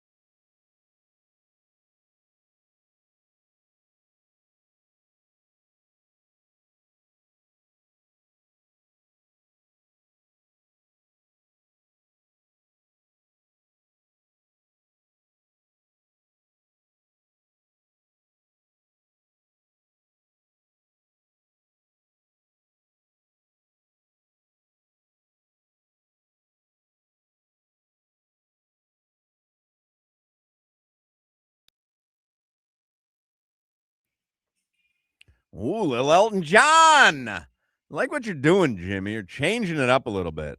Elton John, 79 years old today, by the way. Happy birthday. It's a good banger from the 80s. All right, starting the 4 o'clock hour a little bit late here because we always go late with Coach L in the 3 o'clock hour. Stock market report that's sponsored by Anajar and Levine, Accident Attorneys. Call 1-800-747-FREE, 1-800-747-3733. Got a little back on Wall Street today. Dow Jones up 305 points. That's over 0.5%. S&P 500 up 0.5% as well, 35 points. And the NASDAQ up 0.75%, 167 points. One other reminder, I've said it, baseball starts tonight. Baseball is back. Opening night live on Netflix is tonight. Aaron Judge and the Yankees clash with the San Francisco Giants. MLB opening night. Yankees, Giants live on Netflix tonight, 8 p.m. Eastern, 5 p.m. Pacific. I'll probably be watching. I want to check it out. I want to see the first ever Netflix broadcast of an MLB game. And something about having the sound of baseball on just feels like summertime. I like the way it sounds. I enjoyed baseball until Lil Chan started playing. Now I can watch real baseball. Now you're into it. You probably know more about current players than I do. Oh, he sends me videos all the time. Just catches and different things. But I just found out today that James Harden's on the Cavs. I don't like how y'all question my parenting in the last segment. Be quiet. Watch your kids play ball. No. Let the coaches coach. No. You can't supersede the coaches. But we what if we have keywords? What if we Omaha? That's superseding the coaches. You can't have your own audible. The coach has a game plan. I'm not telling her to do something outside of the system. I'm telling her that if this little girl gets a fast break, go across And what her if head. what if the coach says no one fouls? I can't afford to give up any fouls now, but you're not privy to that, and you're yelling out rattlesnake, and she's got now differing instruction. If she doesn't have fouls at the end of the game, we're not going out to eat. Yeah, see, you're superseding the coach. Maybe You the coach have is 5 saying, fouls to get home. maybe the coach is saying if anyone ends with more than a foul, they're not getting minutes next game. You have 5 fouls and you in the game with 0 fouls. You're not. We're the going coach. home to eat ramen noodles. That's not a You're not game. the coach. You're not the coach. I'm training up. I'm trying to train monsters. No, you're not the coach. I like it, Crowder. That's how I was brought up. My dad knew more than the coach. My dad would chew the coach out. My dad one time drove right through the field after getting ejected from one of my soccer games. There wasn't a game where he didn't get ejected because he knew more than the refs. He knew more than the coaches. And look how I turned out, man. So I'm with you. This isn't even a joke for people who don't know that story. Eduardo Solana drove his car across the field after he was ejected from the stands during a soccer game, right? Right through the middle, window down, cigarette out. You had to be mortified. It was my brother's game. The true story, my brother was playing a high school game. I was a toddler with my dad in the passenger seat, which I'm sure is not legal. I probably should have been in some sort of car seat in the back. And he got pissed off, got ejected, grabbed me, lit up a cigarette. We walked across the field to the parking lot, and he drove back across the field, interrupted the game to the other side where the street was. Love your dad. We're well, that's Eduardo, but there's a overzealous dad on this show. This is recent. This is like a month ago. We're in Wellington playing, and when kids shoot free throws, nobody, you don't yell and scream and slam. They're kids. Yeah. You be quiet. Everybody's quiet. So the first time, it wasn't even my daughter. It was one of her teammates went to the line, and then the parents started making noise and slamming their feet. And Asia laughed because I looked over at him, stood up and yelled, "Oh, we doing that now." So every time the other team shot a free throw, I told Chan, Chaz, all the kids on our whole thing to scream. I'm slamming my feet and slapping the wood. I said, yeah, if y'all want to make noise, well, I can know how to get noise going. And all the other parents were looking at me like, this guy is crazy. I said, oh, Yeah, I'm gonna side with all the people saying this guy's crazy. oh, we doing that now? Okay, don't worry about it. We can do that if you want to do that. Oh, you want to shoot me in my pinky toe? Play the game how the game is played. I really don't have an issue with Crowder teaching his daughter to be physical on the court. No, I don't have a problem with that either. I have a problem with during a game superseding what the coach may or may not have been telling his players just because you're not privy to it. We also have a call called Honey Badger. That's if we read man-to-man defense. Don't run the offense. Go get a basket. Honey Badger, go get a basket. Like, there's nobody around you. There's one girl in front of you. What I'm saying there is it's not your place to call a play for your daughter when there's a coach. And the coach is at, where is she? IMG. They're kind of quality. Like, it's a kind of a quality program. So you're calling plays and you're not on the coaching staff. I can read a court and say, okay, the paint is empty. Honey Badger, Honey Badger. Do you have a play called for any of the other players on the team? I don't know them girls. So you only have a play called for your daughter, is my point. You're calling a play, and she doesn't want it. You got to see the movie The Great Santini with the late Robert Duvall, who just passed away. Go watch The Great Santini because you are bordering on being the Great Santini. Go get buckets. You got to watch Kicking and Screaming, where at any point you just give it to the Italians. And I believe that really is the right way to go about life. Give it to the Italians and let them go get a bucket. I can't argue with that one. You Half see calf. Simone Fontecchio? I need a half calf. Man, I could go Speaking crazy. of Simone Fontecchio, 15 minutes of heat is brought to you by Doral Kia, home of the Pricito, our lowest price. Visit them at Doral Kia or DoralKia.com. You want to guess the line, Crowder? Cavs hosting the Heat tonight. Heat losers of 5 in a row. 8.5. Solana? Cavs -6. Cavs -2.5. So what am I missing there? Is someone out? Yes. They are missing, we had mentioned Max Strus, and they are missing Jared Allen, I believe. 2.5 seems low, but it does seem low. Let me see who else. Maybe there's another. Craig Porter, Max Strus, Jalen Tyson, Jared Allen. Oh, Larry Nance is questionable, but Donovan Mitchell, James Harden, Evan Mobley, their 3 best players, are expected to play. you want to guess over-under for Donovan Mitchell? Oh, mid-20s, 24.5. Solana? 21.5? 28.5. You know, we have trouble guarding guards. Yeah. Do we? Our guards can't play defense, Salana. James Harden, over-under tonight? He's on the Cavs. I'll say mid-20s as well. 24.5. 17.5. 22.5. Under. Bam. You know what? It jumped with my joke. Now now I'm going for 20.5 now with Bam. 23.5. 21.5.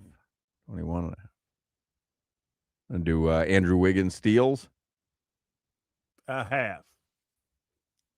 No. 2.5. Let me see. 1/2. It's -170 though, so you'd be locked down. Tyler tonight. 19.5. Bam's 21. I was Tyler's Tyler's right around there. Yeah. Norman. Whatever it is, but the under. 16.5. 19.5. Yeah, probably it couldn't have fallen that hard, but oof. Heat and Cavs. Tonight, you'll hear it here on this radio station. Any Bulls action tonight? Yeah, Bulls and Sixers. Hmm. See what we got here. Could use a big Bulls win. Matas Buzelis tonight, 19.5. Josh Giddey, 18.5. Colin Sexton, 14.5. Did you see the game he had against Houston? No, I didn't. I mean, oh yeah, off the bench. ridiculous. Why is he off the bench? By the This way, Billy Donovan, who by the way is rumored to be going where? UNC or Kansas? UNC. UNC. Yeah. But you sent us something that the Kansas So job, Bill Self was denied now saying he hasn't made a decision. So doesn't mean that he's staying, but he said he hadn't made a decision. So you still don't think any openings that would be attractive to Jay Lucas or It's not that would be attractive to Jay Lucas. It's what he would be in the mix for. And honestly, like the odds came out from Bet Online for the UNC job. Jay Lucas isn't even on there. There's 20 people listed. He's not on there. The Kansas job, he's not on there. It's one of the reasons that, I mean, Coach Larenega talked about it. I didn't press him on it. But it's not that Jay Lucas wouldn't find, obviously, Kansas and UNC, Duke, obviously, if that was open. But the question is he in the conversation yet after one season as a head coach? Coach L talked about his lineage. Like John Lucas is NBA royalty. Jay Lucas comes from the lineage. Duke is college basketball royalty. Jay Lucas comes from that. But it's been one season. So is he going to be in the conversation yet for a premier program, a program after one season that would be more appealing than I don't think so. Yeah, what's the saying? You can't see the forest through the trees. We're really close to Jay Lucas. We knew what happened. We know we just had Larenega on. Like, we knew the transition, but you're thinking about the Blue Bloods looking at a guy that's really been a head coach for 11 months and say, I'm going to hire him right now. I'm with Hawk on this. I am. I'm not telling you he's going to be a favorite, and clearly he's not based on the odds, but I think you're downplaying how much attention he's been given after this season because he was the 3 seed in the ACC, arguably the best conference in all of college basketball. He was a 3 seed. And on top of that, everybody was privy around college basketball at how bad the Canes were a season ago because Coach L, it just didn't work anymore. He left the program. To turn this team around in a year to be the 3 seed, imagine what you would do if you had the resources of a UNC, of a KU. I mean, just really imagine. And he was known when the Canes hired him. He was known really for his recruiting. That's what he did at Duke. He was their best recruiter, and it was a big loss for Duke. I remember talking about it and reading about it when the Hurricanes snagged him. It wasn't necessarily his coaching experience. It was the fact that he's an elite recruiter. Look what he did in 1 year with Miami. Now give him the resources and the backing and the branding of a Kansas or a UNC.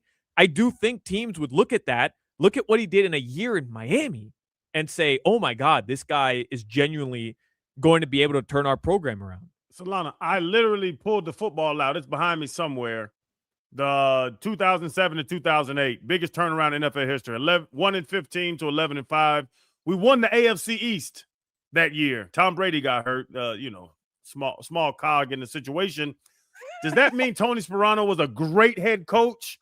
Or does that mean that Cam Cameron just sucked and somebody else had to come in and do something? Tony would have to do a lot more. The better way, obviously, to gauge it is to watch what happens with Jay Lucas next season. Bro, he hasn't been a head coach. Has he been here a year? It's been just over 1 year. Yeah. 1 year. He's ran a program for 13 months. You can't just say, oh, yeah, he got it. The odds for North Carolina next head coach, Billy Donovan's the favorite. Then TJ Otzleberger. Mm-hmm. Tommy Lloyd, Nate Oates, Brad Stevens. Brad Stevens? Well, it's just a dumb list then. Dusty May, former FAU coach. Yeah, Dusty. Who fizzled out. Where'd he go? He went to Nebraska? No, he's Michigan. He's at Michigan. He's at Michigan now? Yeah. Yeah. As the head coach? Dusty May? Yeah. No, as equipment manager. Wow. Okay, Jimmy. Yeah. Wow. You know who's down on this list? Why would he? Next Why would he North leave? Carolina head coach? Michigan's the 1 seed. Why would he leave Michigan? Rick Pitino's on this list. So is Jerry Stackhouse. Yeah. Anyway, all right, let's get headlines here because Zack Gelb's going to join us in the next segment. We can ask him. I'll ask him. Headlines brought to you by Doral Kia, home of the Pricito, our lowest price. Visit them at Doral Kia or DoralKia.com. Like Brad Stevens isn't going to leave a front office job with the Boston Celtics as they're the 2 seed, and he's rebuilt that entire organization. You don't know if he wants to get back in the coaching world. You don't know. Why wouldn't he do it in the NBA? Because where UNC he would get hired in a second. He can get hired at UNC in a second. He may have ties to UNC. I mean, there's got to be a reason his name's on the list. And I bet Billy Donovan would love to be back in college because he wins national championships and then he goes to the Bulls and ruins them. Get him out of the Bulls, please. I mean, that makes sense to me. I can't see Brad Stevens doing that. Anyways, let's talk about Tiger Woods. Tiger yesterday in the TGL, which we learned stands for Tomorrow's Golf League, missed a 25-foot putt. He missed a 44-foot putt, which is hold on, a little ridiculous. So is a 25-foot putt. You're saying that like well, hold on, like that's hold a on. gimme. He missed another 22-foot putt. Oh, well, you did.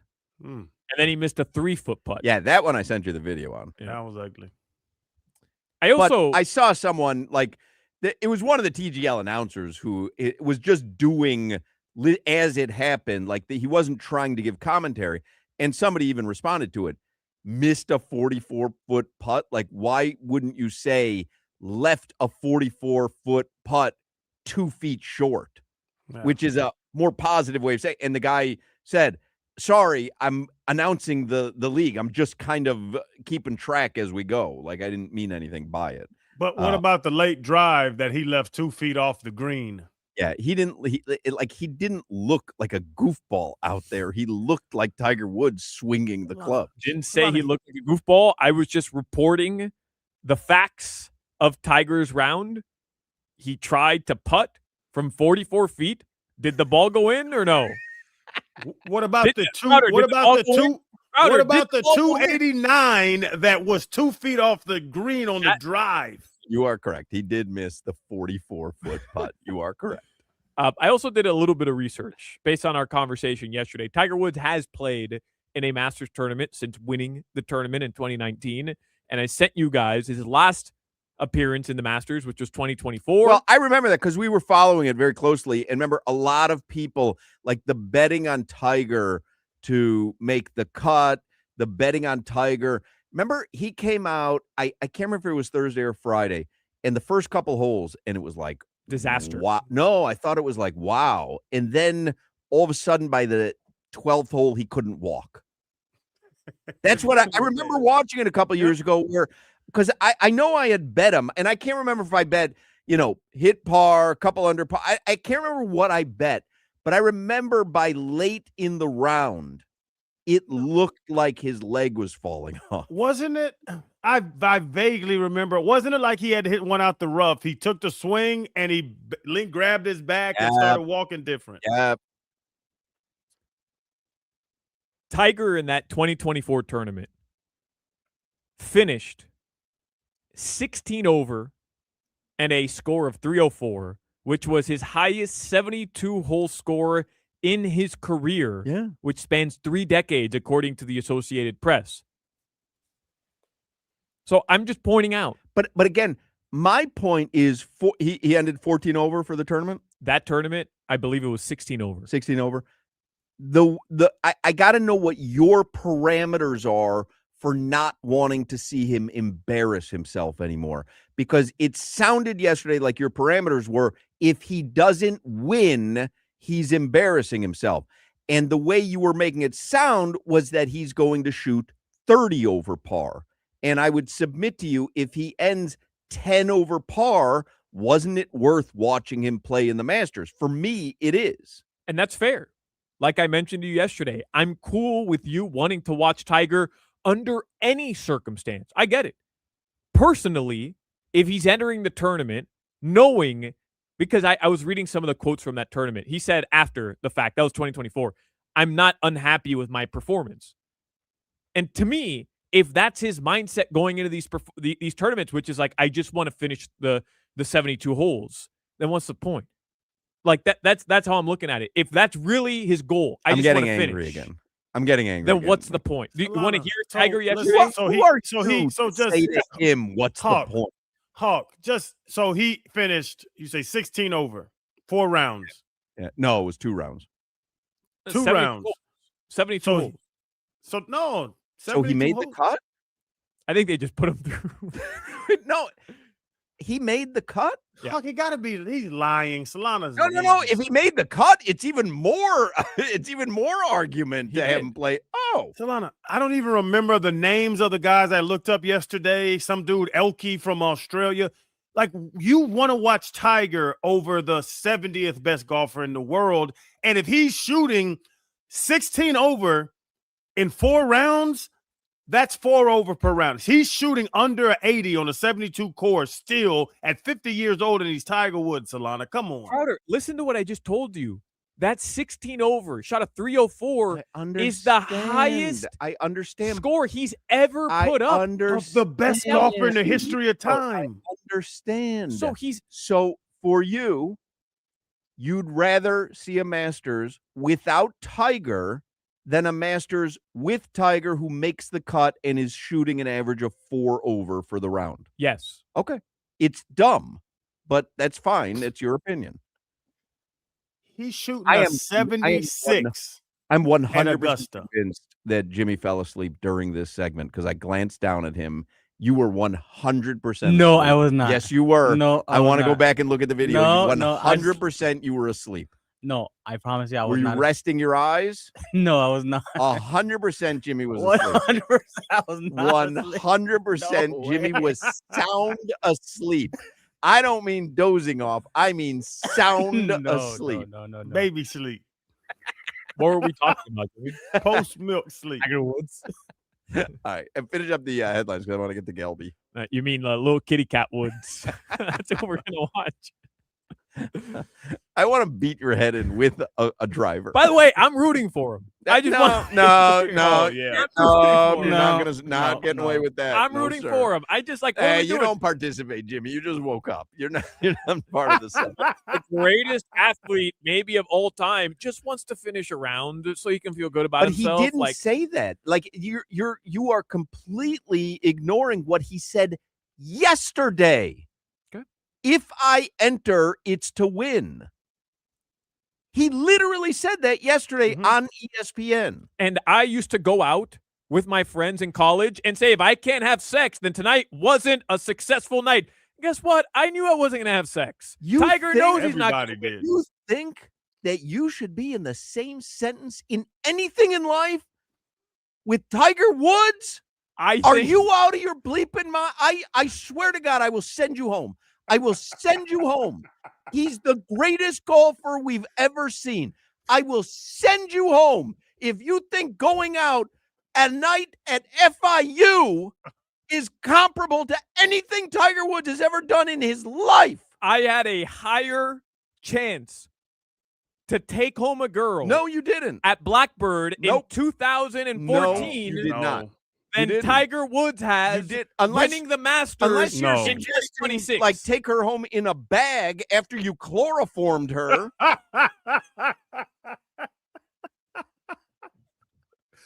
Solana, Tiger's won more tournaments than you've had sexual partners. You literally, unless you're, if in that situation, you should be comparing yourself to Ted Bundy and not Tiger Woods. That turned to a dark place. Jimmy, just concentrate on waking up. Jimmy, get you a Red Bull, Jimbo. All right, let me send it to Weather so I can go watch our video stream.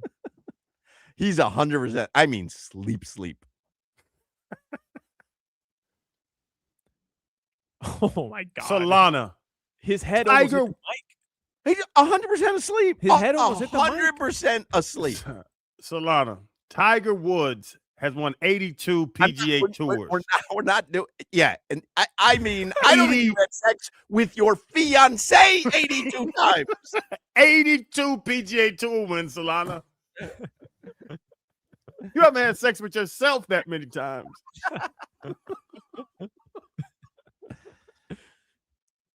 Your weather 82 degrees right now, coincidentally. Tonight the lows will be in the mid 70s. This weather report is brought to you by Tornado Roofing and Contracting. Storm season is coming. Make sure your home is ready. Get your free roof and window estimate today. Visit tornadoroofing.com. You guys don't know how much game I had. That's all I'm Zack saying. Gelb is going to join us next. Cheetah Pompano. You couldn't even have game at Cheetah Pompano, and they are paid to pretend like you have game. Go talk to the oil change guy. Nah, I'm good. You're the only person who walks out of Cheetah Pompano going, I don't think anyone liked me.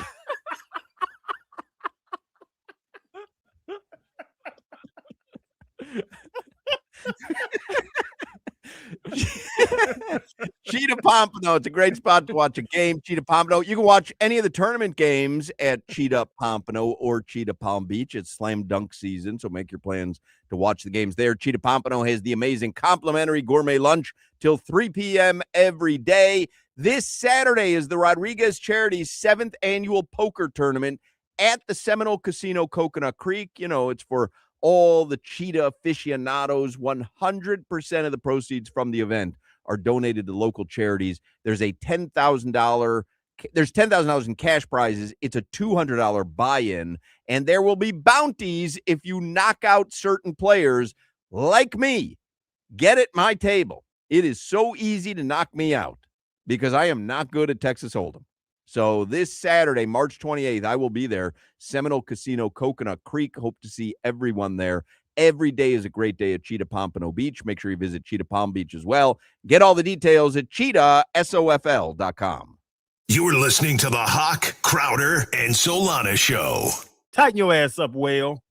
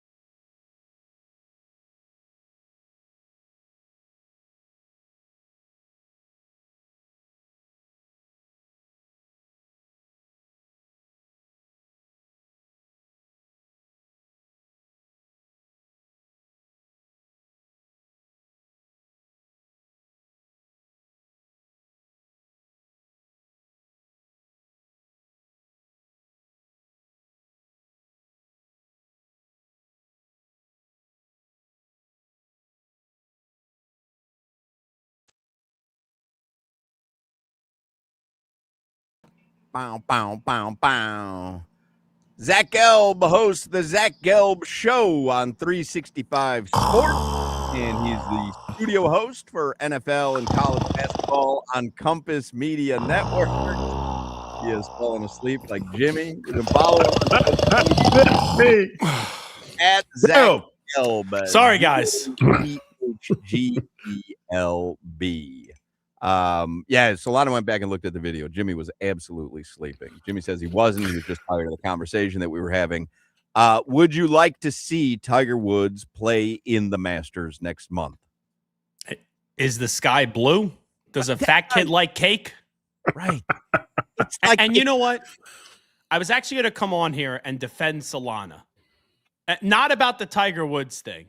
But yeah, even if Tiger sucks, even if he's ass, even if he can't even make it through 2 rounds or a round, I still want to see him because I grew up loving Tiger Woods. He's one of my favorite athletes of all time. So dust off the cobwebs. Hopefully you could stretch out and put him on out there. But Hawk, we have bigger issues here.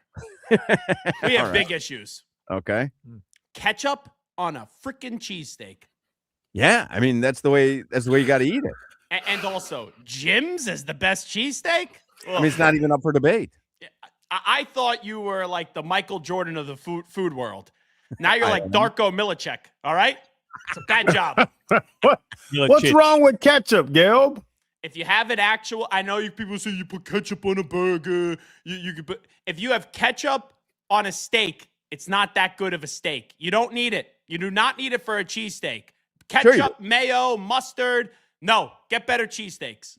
No. Cheesesteaks at Jim's are great. Where are you a Geno's guy, Pat's guy, Angelo's? What are you going to say? Geno's and Pat's. What am I, a Taurus? I like Angelo's. I like Del Rossi's. I used to love Mama's. Unfortunately, they had to shut their doors. And Angelo's is good, yeah. I mean, a cheesesteak, and I learned this from my wife, who's from Philly. She's Fugazi. A cheesesteak, but she grew up there. A cheesesteak needs ketchup. I don't make rules. I just live by them. Yeah. My dad, by the way, makes a great homemade cheesesteak. If I put ketchup on that, he'd take a wooden spoon out and knock out all my teeth. Be like some of the girls that Salana was looking at that bar that he was trying to go home with. But Gelby, you're comparing a top-notch filet or sirloin, a New York strip, to cheesesteak meat. Cheesesteak meat is closer to a burger. Yes, but if you put the proper ratio of cheese and onions on it and peppers, you don't need the effing ketchup. Come on. What happened to your microphone, Crowder? It sounds like it's distorting again. Did you put the levels up again? I don't know what. He fell asleep on it. Because it sounded so good for the whole show. It just got bad.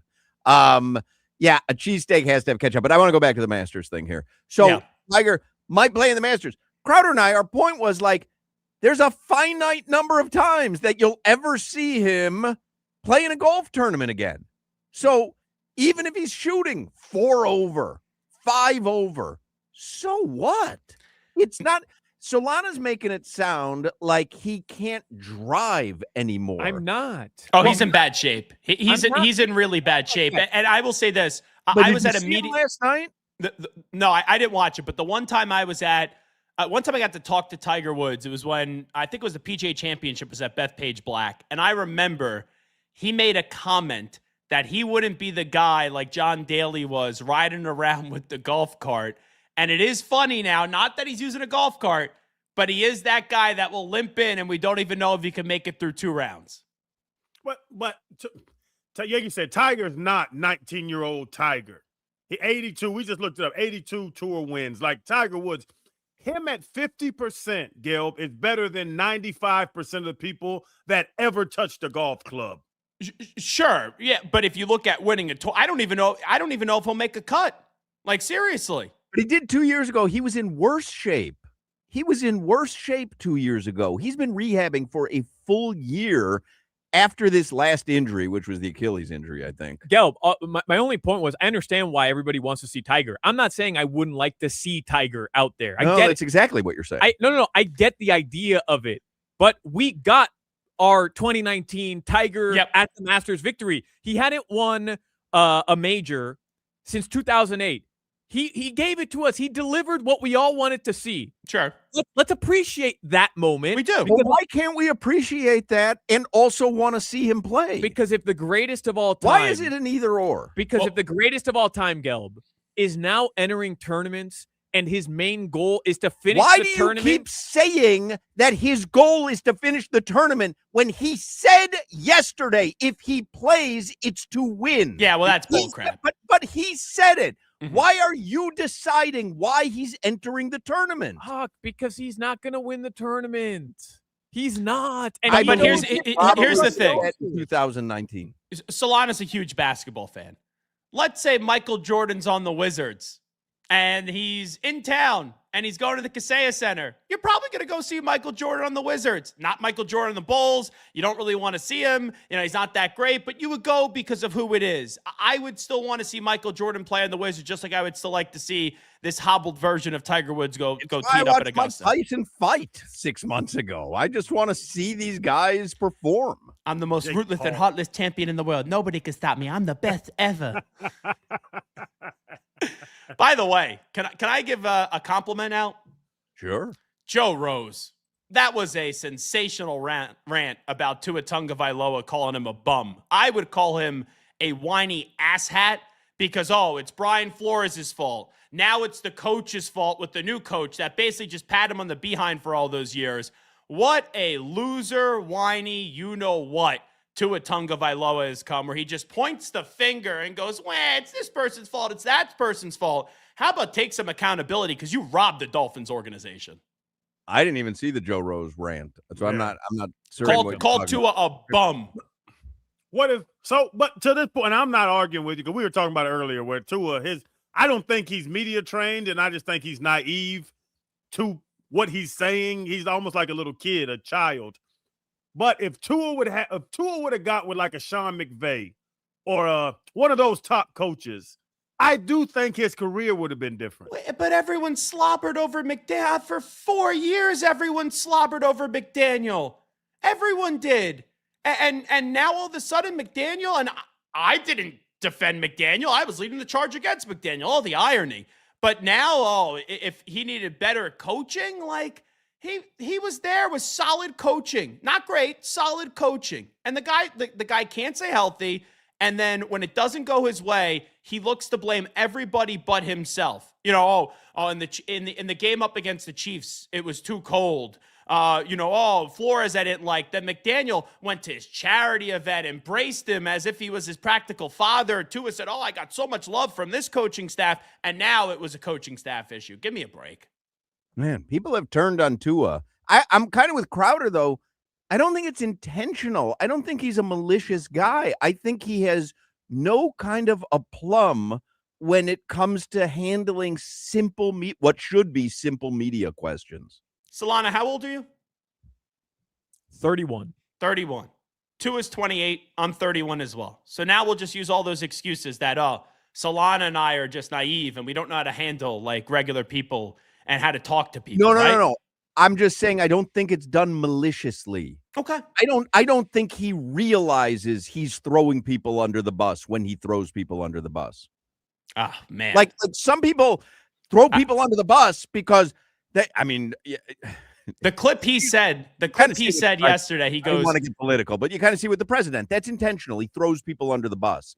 I don't think Tua does that.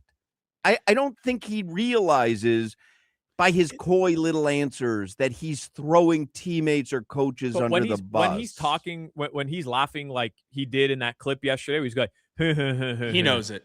He knows what he's doing. He doesn't want to get into it because he doesn't want to rip McDaniel by name and he doesn't want to rip anybody by name, but he knows what he's doing. Like Crowder, you said it. He's tiptoeing around it because he wants it to be clear what he's saying. He just doesn't want to actually get into the specifics of what he's saying, which I agree is lame. Like either pick your battle and go at it and rip whoever you want to rip or just shut up about it. Rare time. And thankfully Jimmy's going to be asleep, so he won't clip this. Solana's right.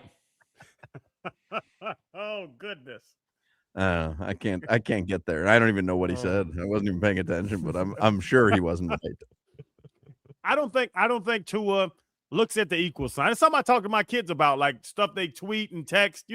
put out on social media where, like, think about it, whoever sees this, what they're going to think about your quote, what you said, the video you sent out. Think about after the equal sign. I don't know. I don't want to say he's unintelligent at all. I just think naive or sheltered. Well, I really don't think Tua knows what happens after the equal sign. Conversation would be a whole lot different if, like, Hawk said he was unintelligent compared to Crowder saying he's unintelligent, right? My man, that's my man, brother.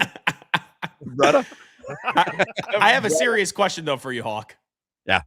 For Passover, I'm assuming you're going to be taking off one of these days, right?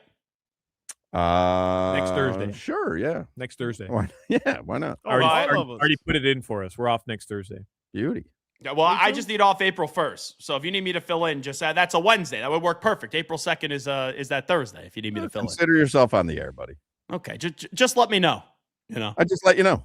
Okay. Is that official? Yeah, why not? All right.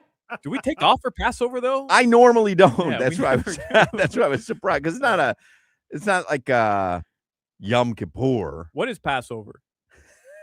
Gelb. First day, April 1st. That's where we don't eat leavened foods, correct? Yeah, Channing, used to cook me a great matzah pie when I came over to Boca. What would your take on the heat be, Gelb? If you're gonna host in Miami, like, you got to have a take on the heat, right? Yeah, if you're gonna host next week, is it next week? Yeah, I'll probably just regurgitate what I did about Bam Adebayo. Everyone's a bum that made fun of Bam. All right, and that we don't need two more teams in the NBA.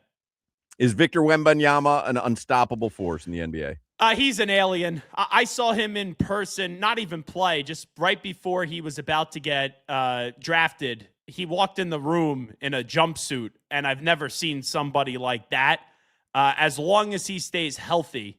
And I remember he said something. He's like, everyone says I need to bulk up. How about we, like, skinny up? Which I don't heard someone say that. But as long as he stays healthy, I just don't see how someone slows him down. Hold on. He threw the lure, Hawk. I got to bite this lure coming across my nose. Why in the hell would you not want more NBA teams? Why? Because we need more players that don't care about the regular season product, and the commissioner just lets them do whatever they want. Like, don't get me wrong. I would love to see Seattle get a team. I would love to see Las Vegas get a team. But, like, we need more players that don't give a damn in the NBA, and this spineless commissioner do nothing about it. How about Giannis? Giannis wants to play. Team doesn't even want to let him play. We need more players like Giannis. Yeah, well, Giannis, I agree with Salana on that when we were in the studio. That guy just doesn't want to be in Milwaukee anymore. To make up what the idea is for athletes who say something else. You guys love to just come up with your own idea. Well, this is what Giannis really wants, and this is what Tiger really means. I mean, you guys, it must be nice to be Kreskin. Hawk, we don't take people for their word. We can see through the BS. And I don't think you can see through the BS of some of these athletes. You take them for their word every time, and you can't do that. I believe Tiger, being as big a competitor as he is not going out to just make the cut. I don't think those would be his own standards. More importantly, by the way, I'm going to the Jersey Shore June 26th to the 29th, Hawk. You going to be there as well? June 26th to the 29th, I will be in Switzerland. Really? Yeah. Okay. Appel, you got some shifts. Hawk flies first class too, Gelby. Oh, does he really? Class, yeah. Did you see that? I think it was like Delta or United, one of the planes. United. That they're doing the lie down seats. Yes. You better change those seat cushions in between flights. I know what I'm doing if I'm lying down in that plane. Pad, though. They give you a mattress pad. I don't know. Would you do that, Gelb? Would you do that? Would you sit in one of those mattress pads? Would I sit there? Yes. Would I may need a hazmat suit to lie down in it? Probably yes as well, because God knows what people are going to be doing in those seats. I was gonna think, could Asia and me get us a mattress? Yes. It literally says for couples or families traveling that are going to want to lay down. So 100%. I need curtains then. Can we get curtains? You can't get curtains. Actually, Drake is on line one with me. He's telling me he's no longer flying private. He's going to go take first class. You go to hell.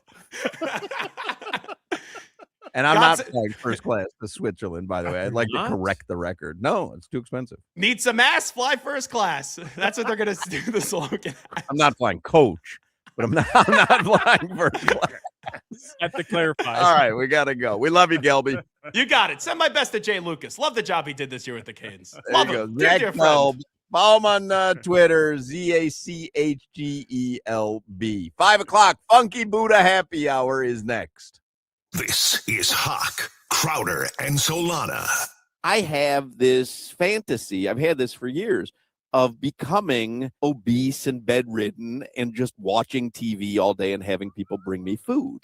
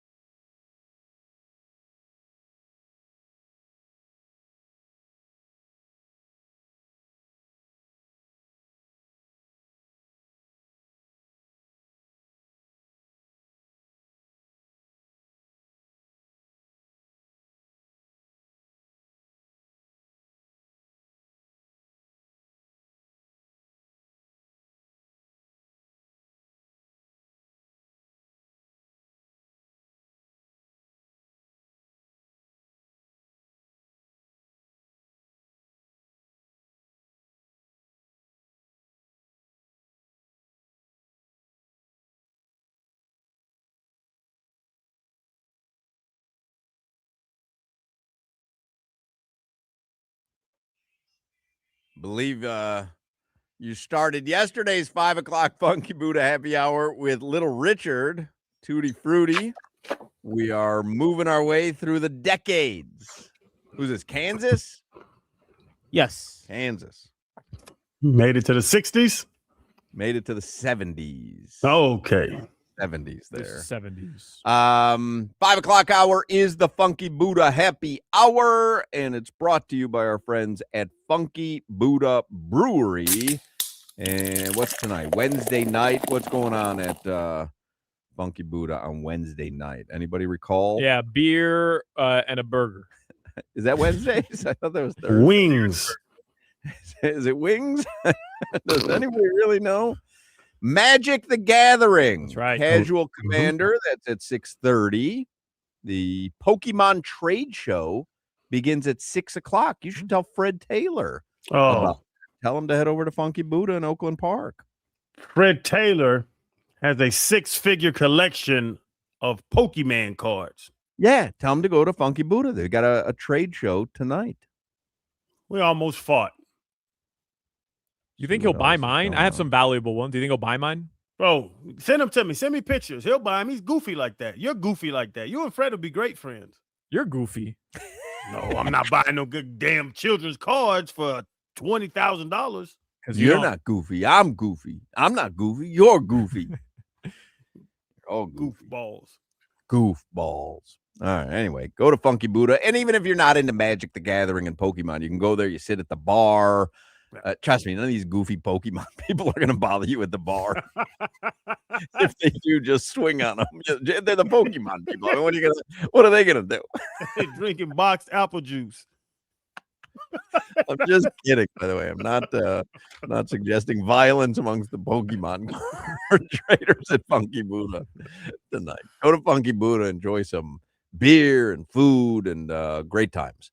Let's get headlines here for the 5 o'clock Funky Buddha happy hour. Brought to you by Doral Kia, home of the Pricito, our lowest price. Visit them at Doral Kia or DoralKia.com. Go ahead. Good headlines this time. I don't think we've done good headlines all afternoon. Let's get some good headlines today. So what do you guys think of the Marlins and their new championship banners? I like them. They moved them. They moved them, and which is better. They were like small little poster boards before. These look more like banners, so I'm down with it. All right, that's all I got. I like it. I was going to say, is there another side to this take?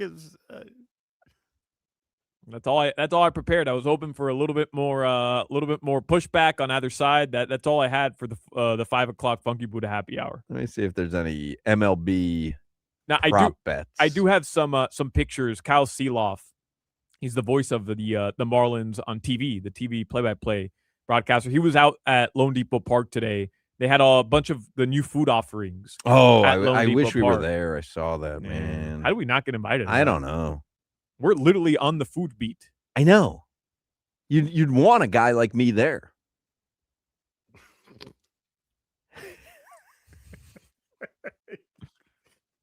They dropped the ball.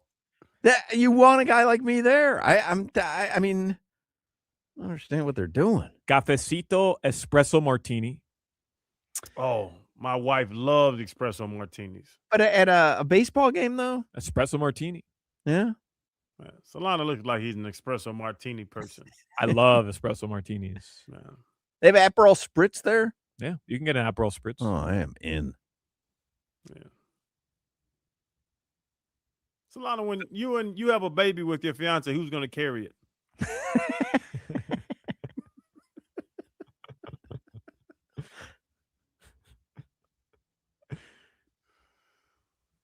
I wanted to revisit the NFL changes from yesterday. So we have that to get to. The Miami Heat do play tonight, and they're going to be healthy. They're in Cleveland. They've lost 5 straight games. The Heat, by the way, I have to make a correction to one of your questions earlier, Hawk. You asked me what seed are they, and I said they're the 9 seed. They're the 10 seed. They have the same record as the Hornets and as the Magic. I know that they have the tiebreaker over Charlotte, so I'm not exactly sure why they're behind Charlotte in the standings, but I just double-checked. Miami is the 10th seed. in the Eastern Conference. How about Sandy Alcantara to win the Cy Young? Plus 6,000. After last year, that's a tough bet. Remember, though, he got it together by the end of the season. He looked a lot better. Yeah. Yuri Perez plus 4,000. Jesus Lusardo plus 2,500. Is he still on the Marlins? Because I don't know. He's not. I'm being told he's not on the Marlins anymore.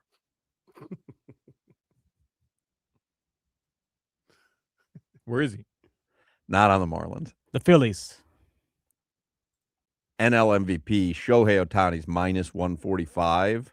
Yeah. Juan Soto plus 700. Yeah. I watched Juan Soto in the WBC. He wasn't hitting nothing.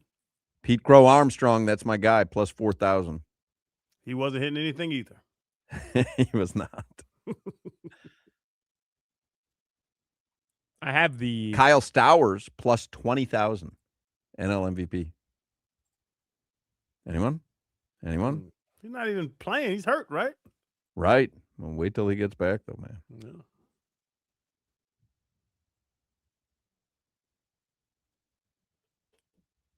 I have the expected opening day roster, if you'd like it. Nah. Okay. My man's the second, though, isn't he? Yeah, what's your man's name? X. He was a 2025 National League Gold Glove Award finalist. Xavier Edwards was. Yeah, Xavier could play now. I have his dad's cell phone number. I believe there's like 90 Gold Glove finalists. Yeah, don't diminish my man's accomplishments. Just he's a finalist. Griffin Conine's back. Yeah, there you go. All right. He's a looker.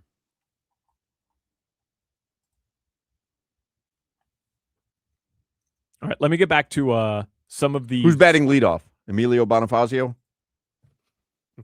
Probably X. Is Juan Pierre still on the team? I think Bonifacio, then Juan Pierre, then Chuck Carr. Right? Isn't that the top three of the order? It might be Cody Ross. Cody Ross. Oh, did Mike I love Bat. Cody Ross? Yeah, and then Rest in Cantu. peace, Chuck Carr.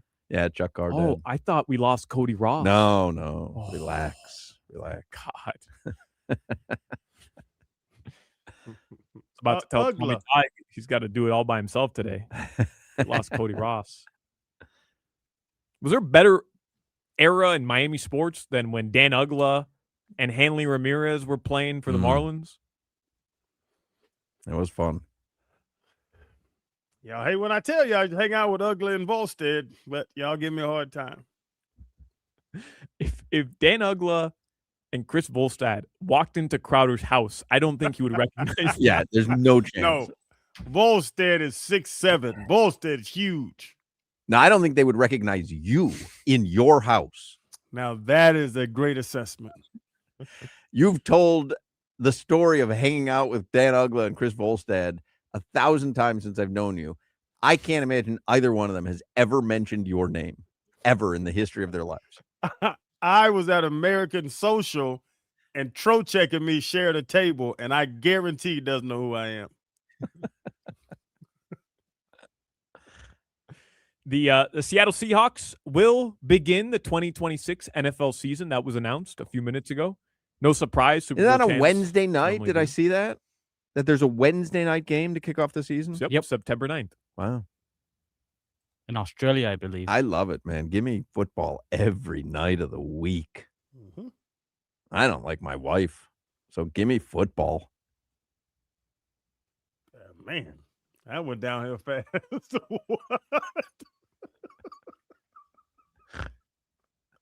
By the way, that game, September 9th, will be played in Seattle, not in Australia. I don't know why Jimmy said Australia, but a lot of people confuse the two. He was dozing off. They're gonna play a game in Australia, guys. That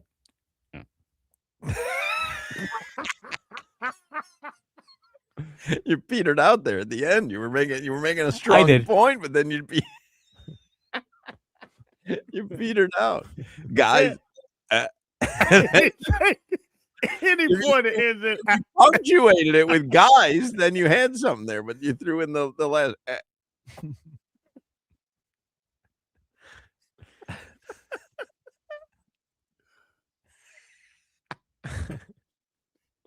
Earlier today, we found out that the Board of Governors agreed to go ahead with the NBA expansion.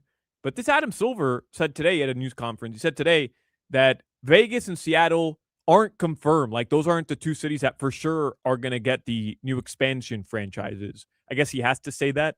But, you know, we're all under the assumption that those are the two cities that'll be granted. I'd be surprised if who are the other cities that are up. I saw Nashville would be in the mix. Vancouver again. Remember they had the Vancouver Grizzlies. Yeah. Those are two that I've seen also in the mix. It's never a bad idea to have anything in Vegas. The Seattle one might be.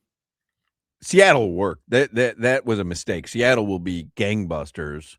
Well, it wasn't a mistake. They didn't want to build a new arena. How far is Memphis from Nashville? An hour? An hour. That one seems curious to me. Well, Nashville should have the team in general. And no offense to Memphis, but that's like the least liked city in the entire NBA. That in Sacramento. Nobody wants to go to Memphis. I was just in Memphis. Was that 2 days ago? Yesterday? Whenever, you know. St. Jude does a great job, but Memphis is not built up like these other cities. I wouldn't be surprised if Memphis over the next decade moved out of Memphis. You know, the Grizzlies moved out of Memphis. But yeah, Seattle, Hawk, I mean, they didn't want to build a new arena. So whoever it was bought the organization, Sam Presti, I think, or whatever the OKC's owner's name is, and he moved the organization because they needed a new facility. Well, they've since fixed that. They built a brand new state-of-the-art facility like a decade ago, and they hold numerous amounts of events there. They're ready for an NBA organization. And the fan base had never given up on the Right. Sonics. Right. Like, it was just stadium-based. It really was. Put it in Montreal, call it the Expos, and let's bring the Montreal Expos back. I'm with that. I'm down. Canada? Yeah, the last time I checked. Put a team in Australia. Hell of a travel schedule, Jimmy. The Australia game is Friday, September 11th. So that's the first Friday night game, right? The season opens on Wednesday the 9th. Then there will be a Thursday night game on the 10th. And then there will be an Australia game on the 11th. That's what I meant.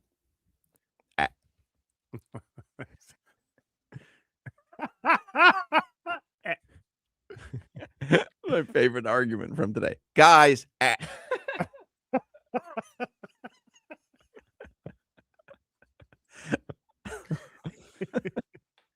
The tush push will be back next season. All right. According to Adam Schefter, rule proposals, which had gone over yesterday, there was nothing about the tush push. So I don't know. We're going to do this again where everybody's going to complain about it next year, but it's going to be back. Okay. Yeah. I've said it 100 times. I don't know how you legislate it. Somebody can't be within a yard behind the person, so they'll get 2 yards back and then run up and push them after they snap the ball. Like, it's so hard to legislate the tush push. And finally, Tua did have some interesting comments. Yesterday, he had his first media availability with the Atlanta Falcons media, and some words from Tua may have rubbed some here in Miami the wrong way. There was a column. I think I got to look at what Dave Hyde's column was in the Sun Sentinel. Hold on. Let me look for it. I mean, he crushed them. Dave Hyde wrote in the Sun Sentinel, buffering.